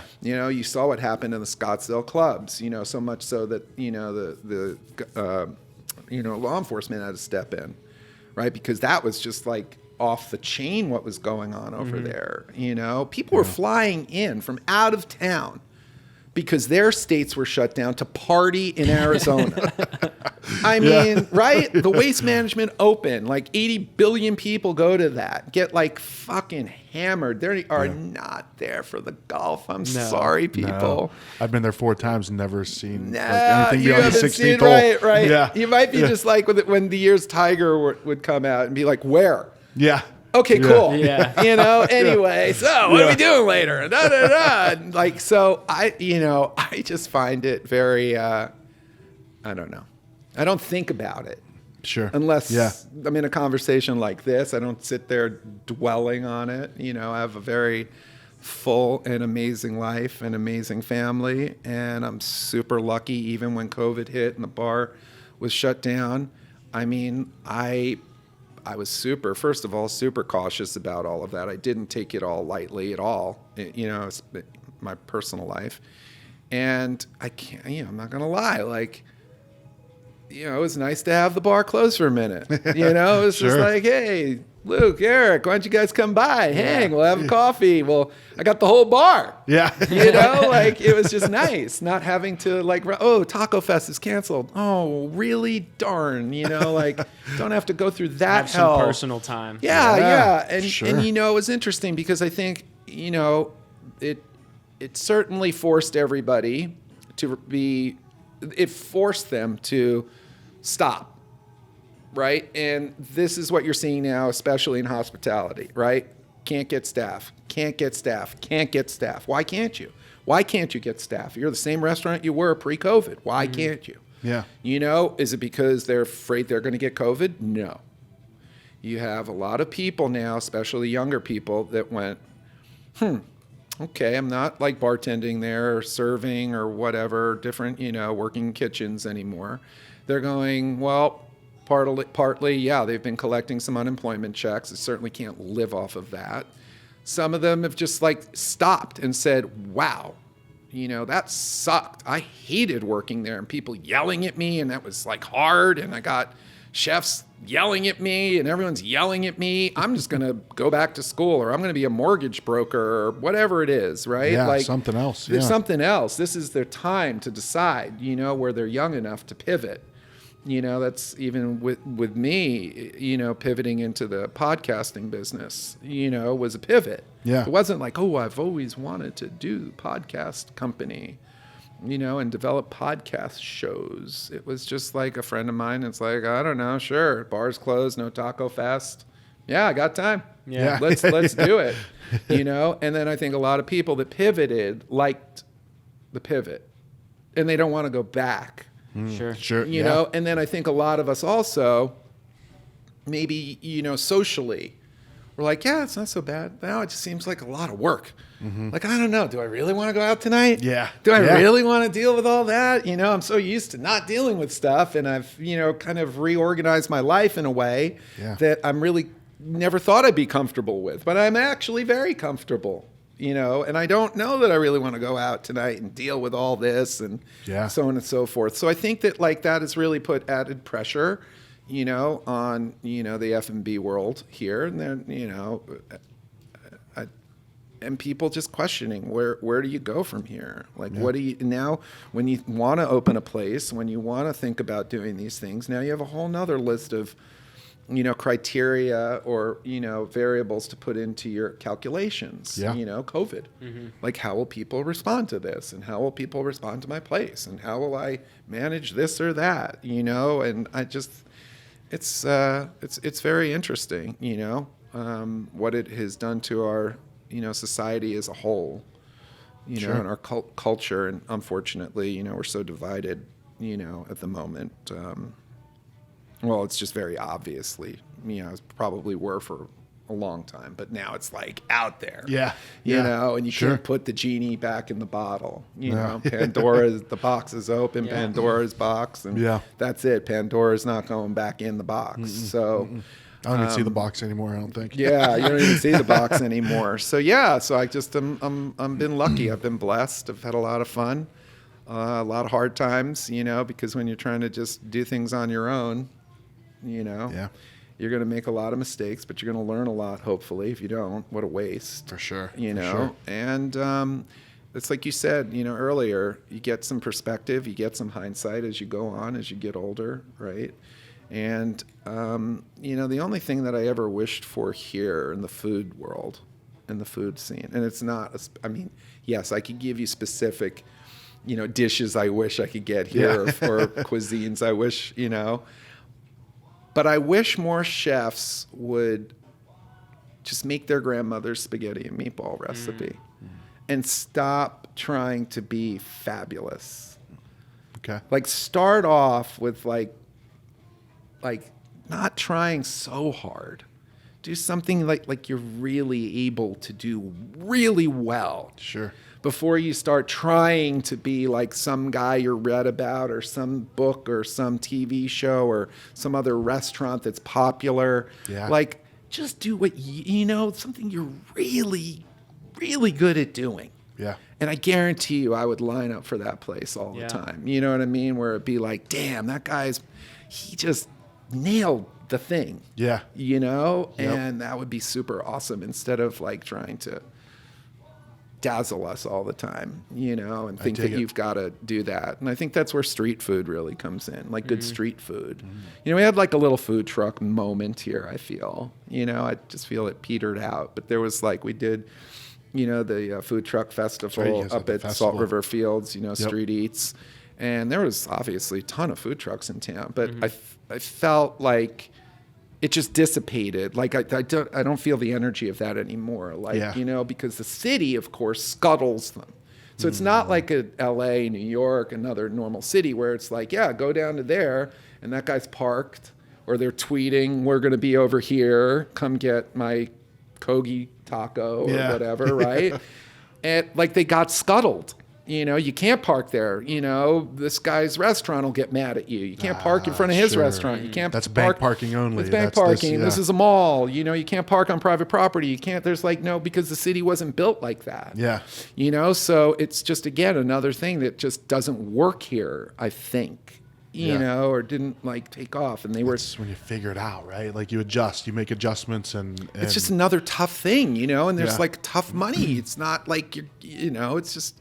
It's hard. I mean, I do think that in the restaurant business, if you want to be in the restaurant business, you're either a chef who truly will be happy to just do their craft, do their dream, not worry about getting rich, just like the joy comes from being able to wake up every morning and to do the thing they love the most. You know, they can survive, they can, you know, have a life, but like, they're not going to be Sam Fox rich. Or you're Sam Fox. You know, you say, I'm going to put pencil to paper and I'm going to just figure out a business model, a concept, figure it out on a big scale. How do I scale? How do I do this? Yeah. You know, and you approach it from the business side, not the like, oh my God, I have the best recipe for seared ahi. Yeah. You know, I think everybody else in the middle really is playing a very, very hard game. Or you're a masochist. Yeah, and or you you're just want to make your masochist. life difficult Right. for yourself. Yeah. It's a hard game, you know, Yeah. because you take these places, you know, like a Fat Ox, you know, it's a beautiful restaurant, costs millions of dollars to build. Yeah. You know, well, how long do you think it takes to pay off that debt? Like, how much money do you think you have to make to be able to sustain the business, right? Meaning pay everybody, pay all the chefs, pay all the pay the rent, all the stuff, right? Yeah. And then repay the debt, right? On small margins. On small margins, right? So Yeah. like suddenly everybody's like, oh, I went to wherever, they're packed, they're packed. It's like, dude, yes, I'm packed. It's great. Yeah. You know, I can tell you I'm not rich this year from it. Yeah. You know, now Yeah. hopefully, right, in a 3-5 year horizon, you know, if they're wildly successful, that gets paid back, and then you're in perpetuity if it continues to be successful. Sure. Yeah. And someone doesn't open up the same thing across the street, the new Because guy, you have been successful with right? it. Yeah. And now suddenly you're like, damn, just when we paid everything off and I'm about to make real money, someone opened up Fat Ox too. Yeah. Yeah. You really fucked me, you know? Like, and so it's a very dicey proposition and a dicey game, you know? And You don't have restaurant customers on contract where you can expect them to come back X amount of times. No. And, you know, that's the thing, especially, you know, when I think about the Merc Bar, to kind of just land the plane on Merc Bar, so, yes, you've been, you know, the bar's been around for 25 years, right? That's a thing. That's like a real thing in this town. You know, that is not something that should just be like glossed over. Yeah. There's not too many. Especially in this area this of the United area. States. Like, where it I don't hasn't know been if you can developed for a name long time. too many places, you know, that have been open that long. Yeah. You know, consistently, you know, stayed open and, you know, survived the crash, survived COVID, survived bad staff, survived nomad, survived the Esplanade being, you know, abandoned, you know, survived being the only thing here. I mean, it is something to be said for, you know, the longevity of this place. But, you know, that said, I don't think that, you know, it's about trying to reinvent anything. I don't think it's about trying to be a throwback. You know, I think that you just have to, you know, fortunately or whatnot, just do you, you know, and hope that people will support that. I know as much as I do love this place, and I will sit here, you know, every once in a while on a whatever night, you know, and I'll just be sitting in a chair by myself, just kind of like looking around at the room.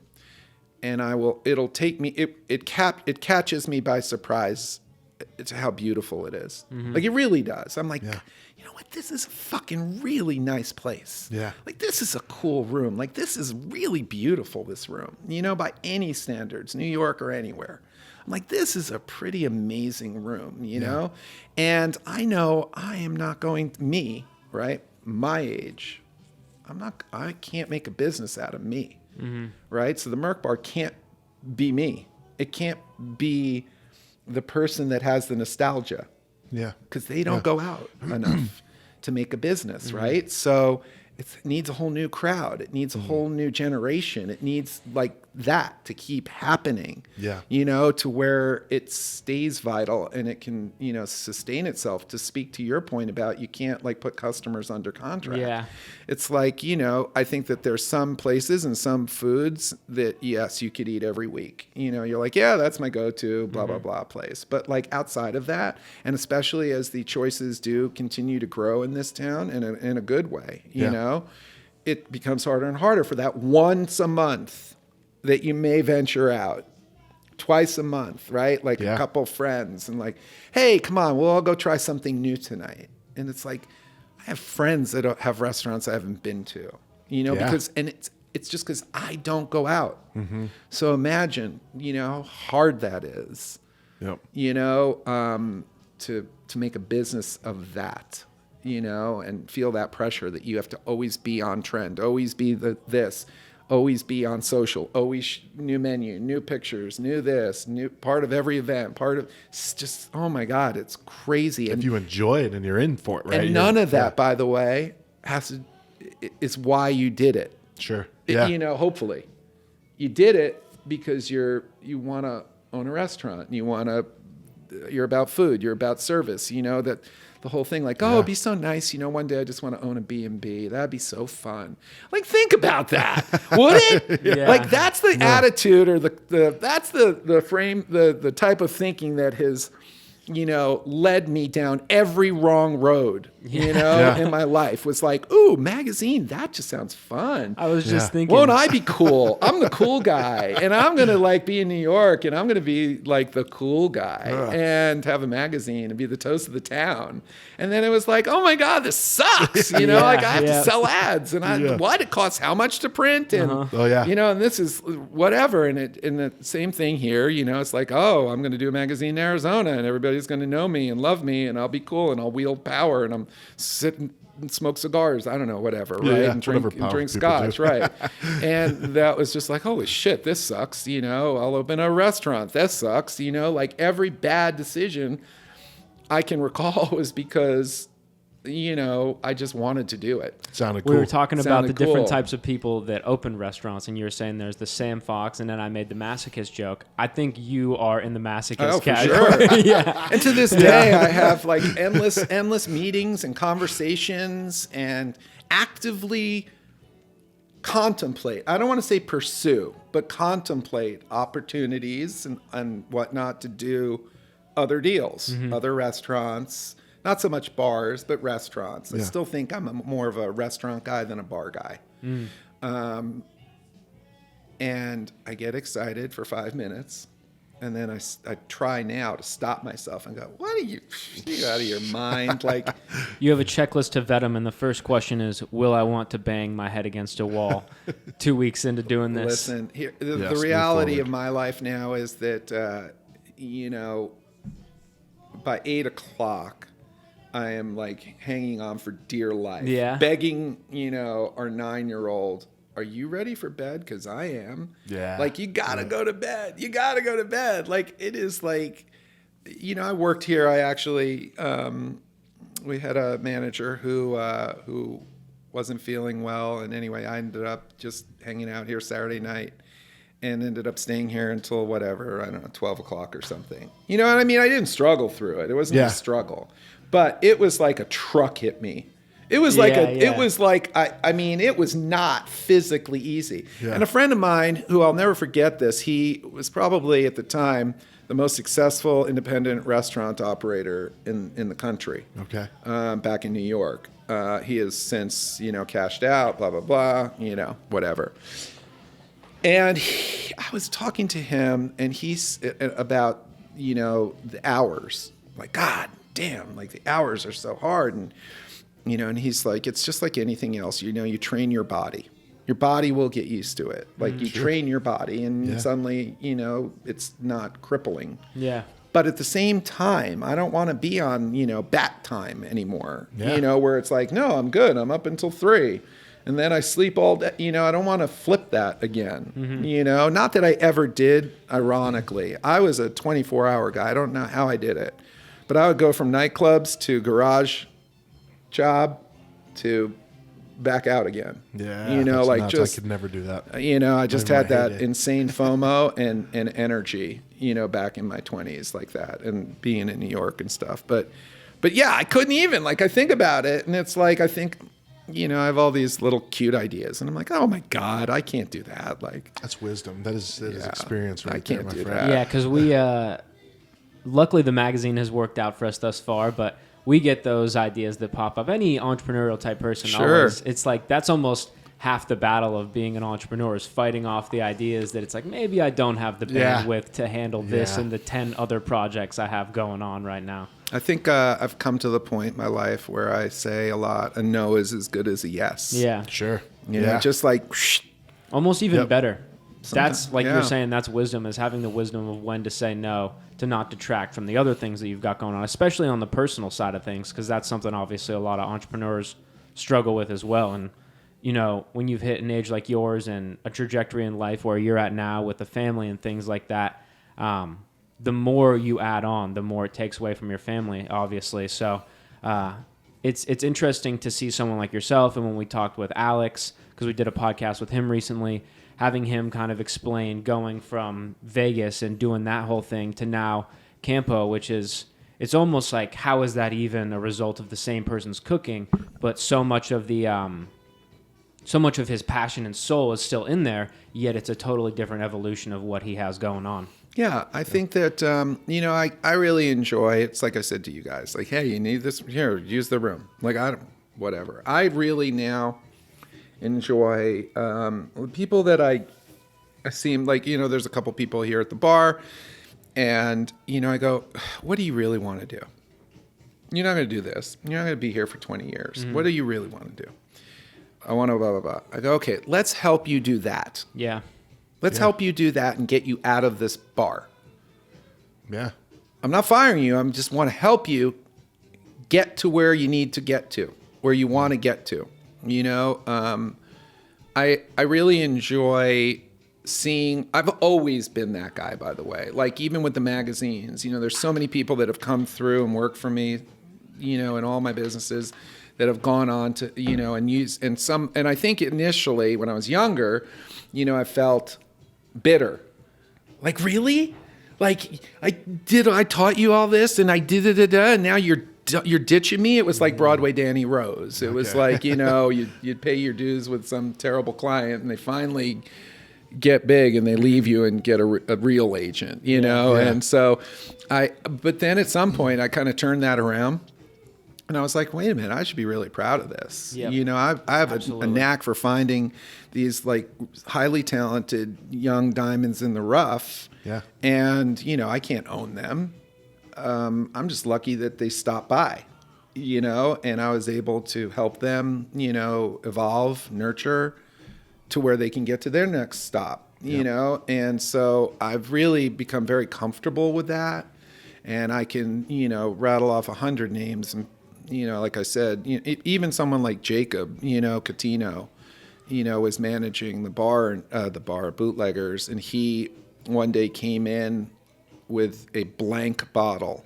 There was nothing in it, and he told me about, I want to do this, the hot sauce idea, and I was like, okay, well, you're done here. Like, you gotta do that. Like, that's your dream. You gotta do it. Yeah. I didn't think in my head, like, fuck. Like, I'm going to lose the GM. Like, what am I going to do? Yeah. I was like, oh, man, you got to go. Like, you got to go do your thing. My only request was like, but when you do it right. Just like, heads up, but apart from that, I was like, hey, use the restaurant, make if you need a kitchen, whatever. Yeah. And, look at him. I mean, he's still like the nicest guy. He's got this really successful thing going. It's only going to get bigger and bigger. Look at it. He partnered with Chris. Like he's right where he, right in the good company of, artisans and stuff. You know what I mean? Like, and he worked for Sam Fox before he came to me. I thought I had this like super corporate guy that was going to, straighten out my stupid little places, that I didn't know anything how to run them. And instead, he flipped it on me, and he's like, "Yeah, so I'm gonna like end up doing this hot sauce thing, and peace out, know." And I love him. I love him, and I'm so, I'm just so happy to see how successful he's become. But there's a bunch of those stories. Look, everybody had to start somewhere. Sure. And if you've been around long enough, maybe you've touched them. They've come through your business. You've helped them. Maybe not. Maybe you burned a bridge. Maybe you're like, fuck that guy, he fucked me over or whatever. But at some point, maybe in this very small industry, people definitely crisscross, and I just hope everybody, I'd like to see people be more supportive, of it in a real way. Yeah. Not in a, whatever, lip service way. Well, anyone, money comes and goes, and anyone with money can, in theory, buy a restaurant or a bar or that kind of thing. But to build a legacy and to do the things that you've done or that Alex has done in terms of teaching these new generations of chefs, even if it's, maybe not a plaque on the wall, that lives on. Because you mentioned Matt Carter. We talked about him a lot. We were actually just at Hush the other day, and Dom was at Zinc for a little while. And now when we were on the podcast, he was talking about how the chefs in his kitchen currently are learning the things that he does. And he even posted a little video on their story or whatever of him showing his team how to butcher a whole hog or whatever it was. And it's like, from a chef's perspective, learning that from someone like him who's learned things from a Matt Carter. He talked about his stint at F&B and places like that. I'm sure the same thing is going on in Alex's kitchen to this day and always has. It's incredible. Oh, people, Alex, he's the guy you want to work for, and Matt once made a comment to me. He said that once, I think he was doing an event or something where Alex was, and he saw that the way Alex was dicing something and then his organization of whatever he was dicing. And he said that it actually changed his whole program. When I was at Christopher's shooting photos for the current issue of the magazine that you'll find in distribution points right now, there was a chef who was putting a dish in front of me for me to photograph, and Christopher comes over and shows him his technique of how he gets the beaded water on a leaf to make it look more refreshing without, messing up anything else on the plate. And you could just see it was this interaction where me not ever being in that position, working in a kitchen, fly on a wall completely, seeing how the chef, I knew right away, this chef is going to remember this moment for the rest of his life and use this technique and hopefully pass that down on to someone else in the future. And that's one of the most incredible things that we mention in every podcast at this point is the community and the sense of paying it forward to the people, to the next generation. It's incredible to see all the connections, and from Jacob Coutinho to all of the other people, it's so interconnected. It really is a phenomenal thing. I think we have to put together some sort of Arizona F&B family tree at some point that is going to take up a whole wall somewhere, and we're going to look like those crazy, that picture from Always Sunny in Philadelphia, where he's got all the post-it notes and the lines connecting them. That's what it's going to be like, because it is every so many gangster movie or FBI investigation, Exactly. red string, and the whole thing. Strung out investigator Someone's at just the end of his rope.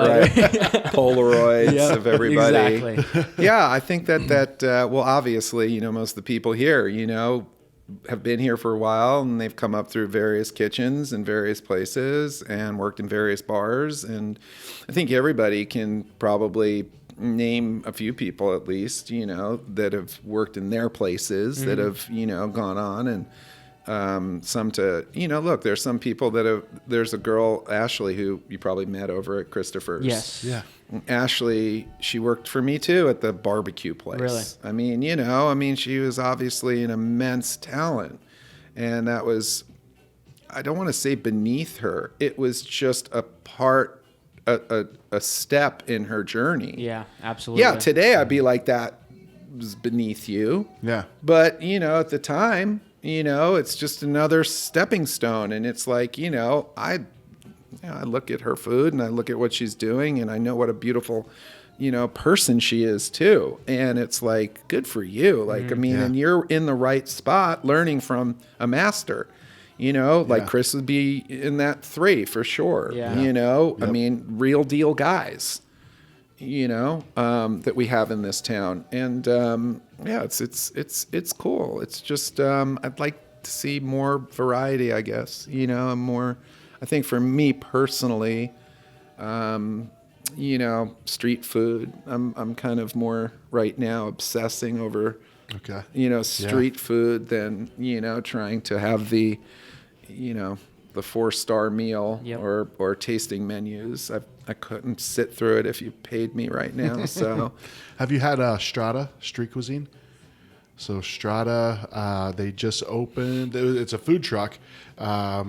and I first saw them at Simple Machine. I think they're friends with the owners of Simple Machine, and he now has a permanent place. Nick has a permanent place. The trailer is at the Pemberton, and he does some really, really cool stuff, like Shanghai fries with like Fleet Street fries, and he does like steam buns, and it's good. That sounds awesome. Yeah. That's the kind of stuff I'm mostly interested in. I think that guys like David Chang, I think, I don't want to say like kicked it off or kicked the door open, but, really you get a guy like that who has classically trained French chef skills, and he just turned it all inside out, upside down, and then you get like the Roy Choi's and those guys, and they just are all doing, really serious food.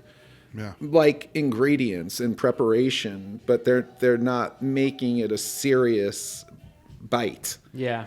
You know what I mean? They're not like these like white tablecloth meals. It's just like, here, sit eat down, this. shut up, This I have is something right. for you. Like have something It's really like good. grab one of the napkins and stuff it in your shirt. Yeah. So you got a bib because maybe you don't even have table space. I think I've not been to Strata before, but I think we got to get together, us three, and have a meal Oh, at I would Strata love to. sometime. Yeah. I'd love for you guys to drag me to some new. I'm sure you know all the places, so I would love to.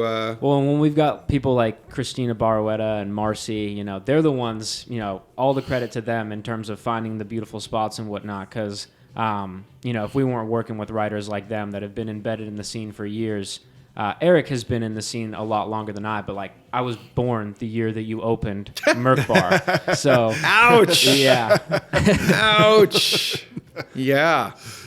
Very memorable days for you guys, right? Very memorable year. So, Well, and I get an interesting perspective being as young as I am and working with a lot of older people, but seeing my generation buy into that. In a place like this, like my girlfriend would love this place. She went to school for design. If she walked in the front door, she'd be like, this place is stunning. Because how do you not think that? But then to hear you say you're embracing the new style of cocktails and so on, it's when you talked about New York and you think about the phase that it was when you were living there, I almost feel like Arizona is going into its own version of that phase where it's like art is growing here. You walk around downtown and you got places like Greenwood, Wilderness, Trap House, Tacos Calafia, Little Rituals, and then you go up to Prescott and there's all sorts of crazy places. I think Arizona, despite the sprawl, is really hitting its stride, and COVID obviously didn't help that at all, but it almost inspired a lot of people, in my experience, to start supporting local more. And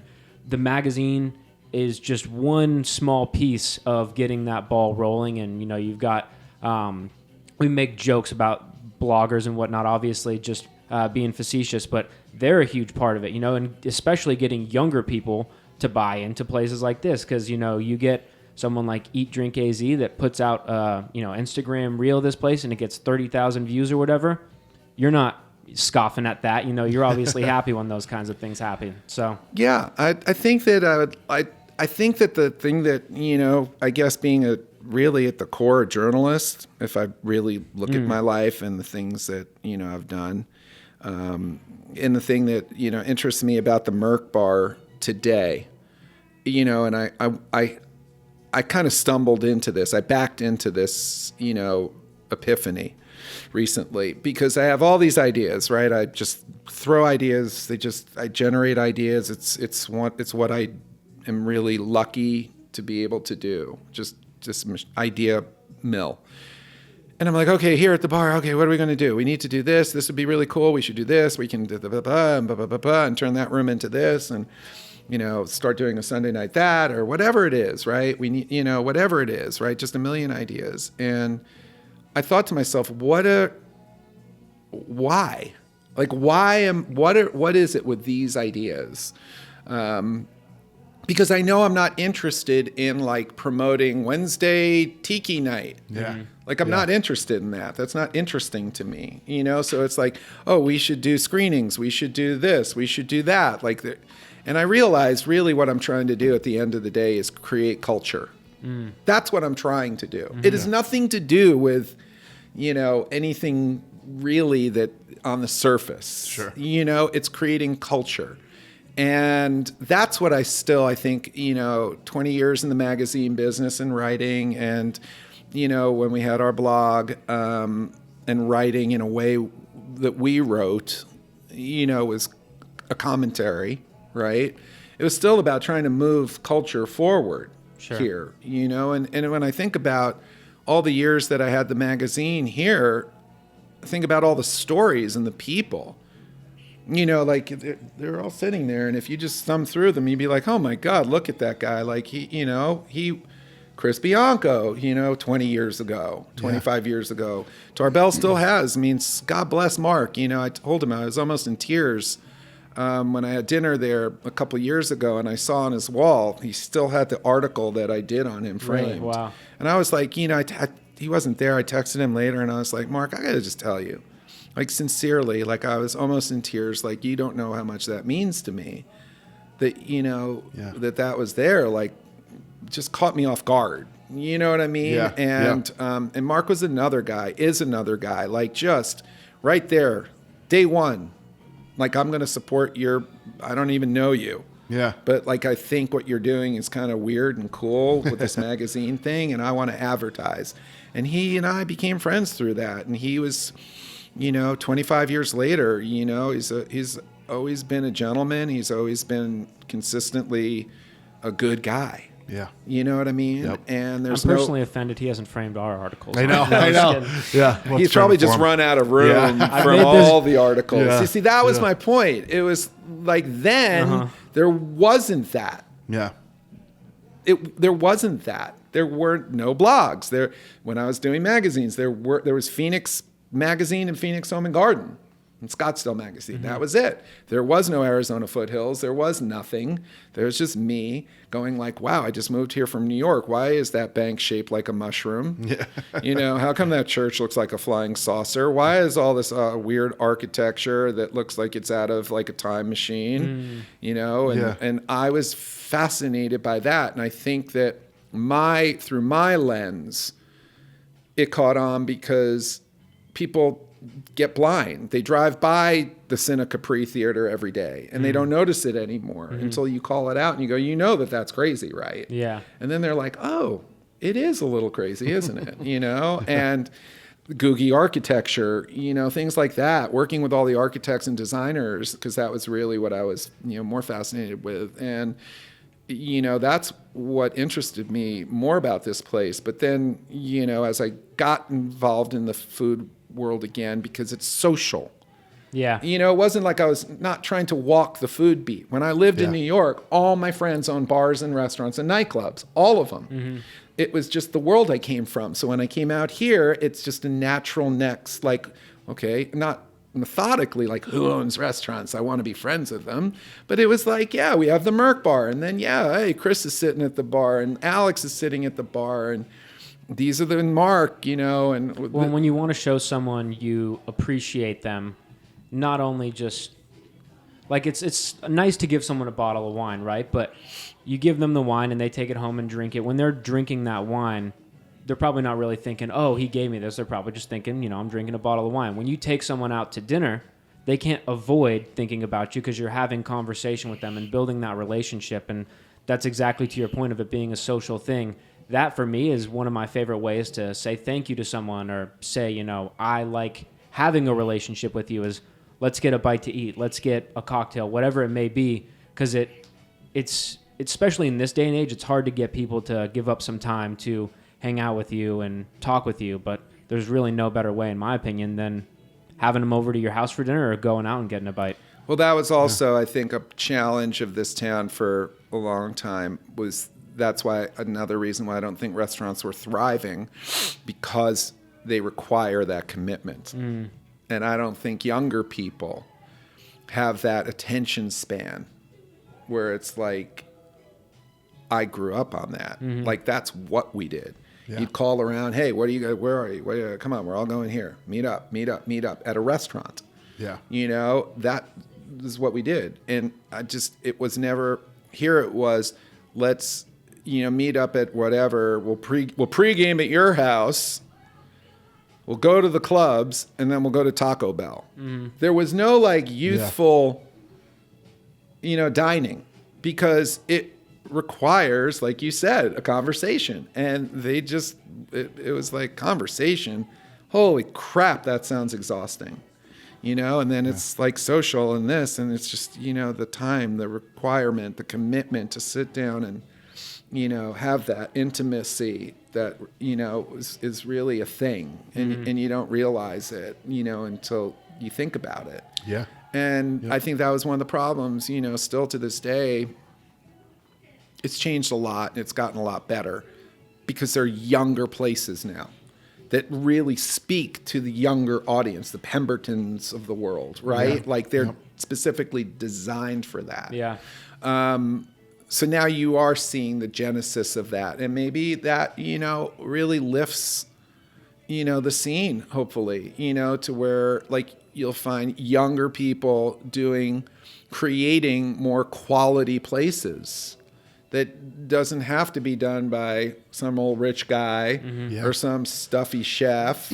And, they'll do exciting things. Maybe we're at the beginning of that, where it's just like whatever. No, that place is good. No, he's trying to do some cool. Yeah, he's got a good this. But maybe like there'll just be this whole wave of, look at that. Look at these guys are doing. That is like next level. That's the next level. I feel like, and I was saying this earlier, I feel like we are in that phase right now. Yeah. Because you look at places like Cider Core. Like, I don't know what the hell is in the water over in Mesa, but Right. The stuff that Cider Core is putting together is incredible. And, I was just at AZ Distilling yesterday, and they did a whiskey that they made from Kilt Lifter, which is like, how much cooler of a story behind an Arizona whiskey can you have? There's plenty of whiskey out there, but what ties it to Arizona, at least for me as a consumer, that's what I get into. And so I'm saying fingers crossed, and I think, obviously it's been developing since you opened this place up, but I feel like recently there's been a shift where craft beer, especially in Arizona, is becoming more mainstream. You see, a line of taps where places are marketing themselves as we have a majority Arizona or all Arizona beers, and consumers look for those kinds of things. Oh, yeah. And, AZ beer is a big deal. yeah, Yep. it's pretty awesome. Yeah. AZ wines, AZ beers, local. Spirits, like Blue Clover. It's just that I think what's happening is, it was a marketing thing, but now it's actually becoming good. Yeah. Sure. So at first it was just like a marketing thing. Like here, we would do it, at our events. Here's the local blah, blah, blah tent, but they really weren't that good. Now there's, exceptional choices, Yeah, absolutely. And if you do want to support local, you don't feel like you're doing them a favor. Like, all right, I'll drink your shitty beer just because I do want to support local, or I'll eat your shitty, whatever. It's like, no, I actually prefer.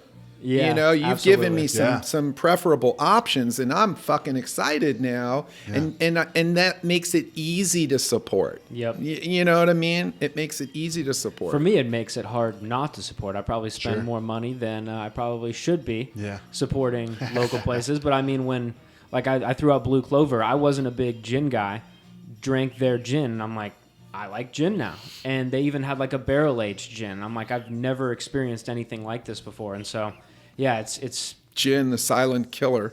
Be careful. Yeah. I went through my gin phase. Yeah, ouch. seriously. That's another ouch. Well, see, Yeah. I went through my So first good. gin phase before I should have been drinking gin, and that resulted in me not liking gin, right? So, it's very interesting to get the perspective of someone like yourself that has seen it in other states, in other manifestations, and now to get your perspective on what it's like in Arizona. It's especially for someone as young as myself who's just really getting into the swing of it. Well, the fact that we now have distilleries here, Yeah. right? Like 10 years ago, there weren't. Mm-hmm.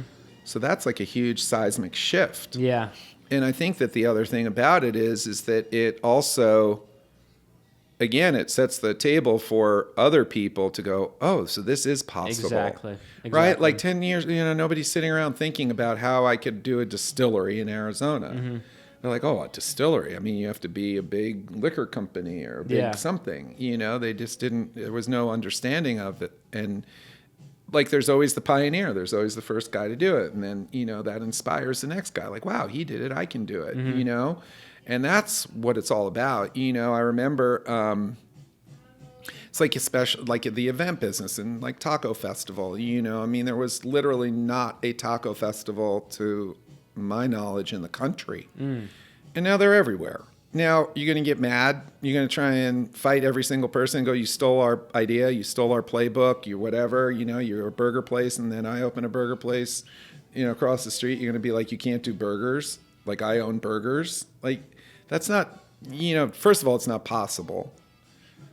And second of all, I don't even know that it's a bad thing. Yeah. I think that it's just not competition, but I think it like just keeps everybody, growing, right? And There's this. and then it's like, great, you know what? You doing the Chihuahua thing? I'm done with that. I've got a new one. Yeah. You can have that. I don't even want it. It's sort of like saying, like, I'm going to redecorate, and if you want an old couch, come over here on Wednesday and pick up my old furniture because I don't even want it anymore. And so you shouldn't, I've never been the type to get angry about that. I've always been like, whatever, I'll just come up with something else. It's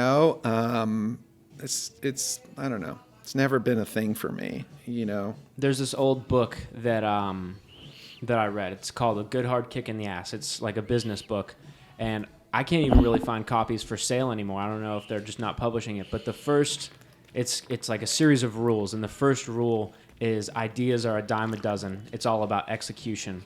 And if somebody takes your idea and executes it better, right? How upset can you really be if you're being completely honest with yourself? And so it's interesting to see Arizona food and beverage kind of intuitively embrace that ideology of not really getting upset with other people if there's, another barbecue place or something like that, but helping them execute well and letting that raise the bar for them as well. Yeah, listen, I think we've all been to places that are really great that you've, you've had not great meals at. Yeah. I still believe that I believe that in great, in great cooking, there is less science, although others would disagree, and more alchemy. I can follow the same recipe that whoever does, and it doesn't taste the same. Identical. Here it is. Sure. I stood there. He did the same. Here it is. Here it is. Here it is. There's some alchemy to it. There's just that extra something that they possess, a real talent, a real artist, that you're just like, oh, man, I don't know. I followed your recipe. It just wasn't the same, Yeah, well, I'll make like a nice sautéed shrimp dish or something. I'm like, man, I did good. And then we were doing judging for March of Dimes, their chef competition, and Adam Allison made a duck dumpling with Guadalajara, I think is how it's pronounced, broth. Never had anything like it. Yeah. And then I was at Osteria Mia, and he does a Wagyu beef cheek, essentially a ravioli. And I'm like, I don't even want to cook at home anymore because this is like, it's just not even close to the same. So, yeah, it's inspiring to see. And as someone who loves eating good food and drinking good drinks, it's very welcome in Arizona, I think. Yeah, it's awesome. Yeah, I love it. It's great that you guys are doing this too, and that you're, holding a light up to everything and talking to people that are doing it and supporting everybody, Appreciate that. It's pretty important, I think. And I think that it's, everybody's got a story to tell. I agree. And I think that it's like anything else. You might be listening to somebody's story. You go, you know what? Like, I'm going to go check that place out now. Yeah. Yep. Like that guy sounds cool, or he's from there, I didn't know it, or he's doing something that I didn't think about, that just motivated you. Creating that culture. Creating the culture, right? The conversation, the dialogue, and I think like the more you understand, whether it's food or art or anything, a person, the more likely, we all are to, come together, break down paradigms, and support each other, which is ultimately, something very, very much needed at this moment in time, Sure. Everywhere. Well, dude, thanks for being a guest. This was this was our most lengthy one, I think. Oh my God, I'm so point. sorry. No, I feel like we could have kept on going. Oh, I for a wanted while, to. There were yeah. so many questions I still wanted to keep asking. Like, man, I didn't even give you the LA years. I mean, that's a whole Yeah. nother thing. So no, Rick, You, this you was said at awesome, the beginning, man. this is part 1 of 2. Right. Yeah. Yeah. You weren't wrong. Yeah, we're not. We will be in this room again. Yeah, For yeah, sure. you guys, like you said, first of all, the one thing I've got going over here that, all of our restaurant friends, most of them don't, is an empty bar all day because we don't open till 5. That's right. Right? Yeah, So yeah. help yourself. Awesome. That's go I explore that. I Careful tell what you wish for. I tell people all the time. I'm like, if you and they know it. And like, if you want to just bring your laptop and sit, because it's not like we're not setting up for service. We're not There's no prep. It's just like we're prepped. We're ready. Like Doors, just open just the doors, just ready to bring rock. Yeah. go hang out and then because that was what that. It's back to the community thing, right? Yeah. And I mean, when I think about the original days of Merc Bar, Merc Bar in New York had, accordion doors that opened to the street, right, to the sidewalk.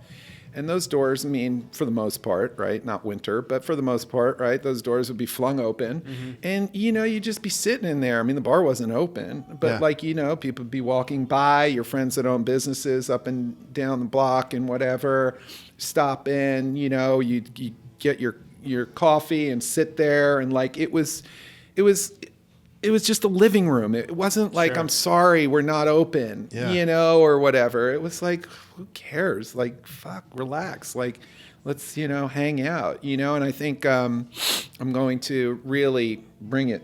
I'm going to bring it now for you. I mean, this is for you. You ready? Sweet. Okay, back to the Just a Bar. All right. So in New York, people would always ask, do you have food? No. Do you have live music? No. Is there dancing? No. And we would just go, well, we're just a bar.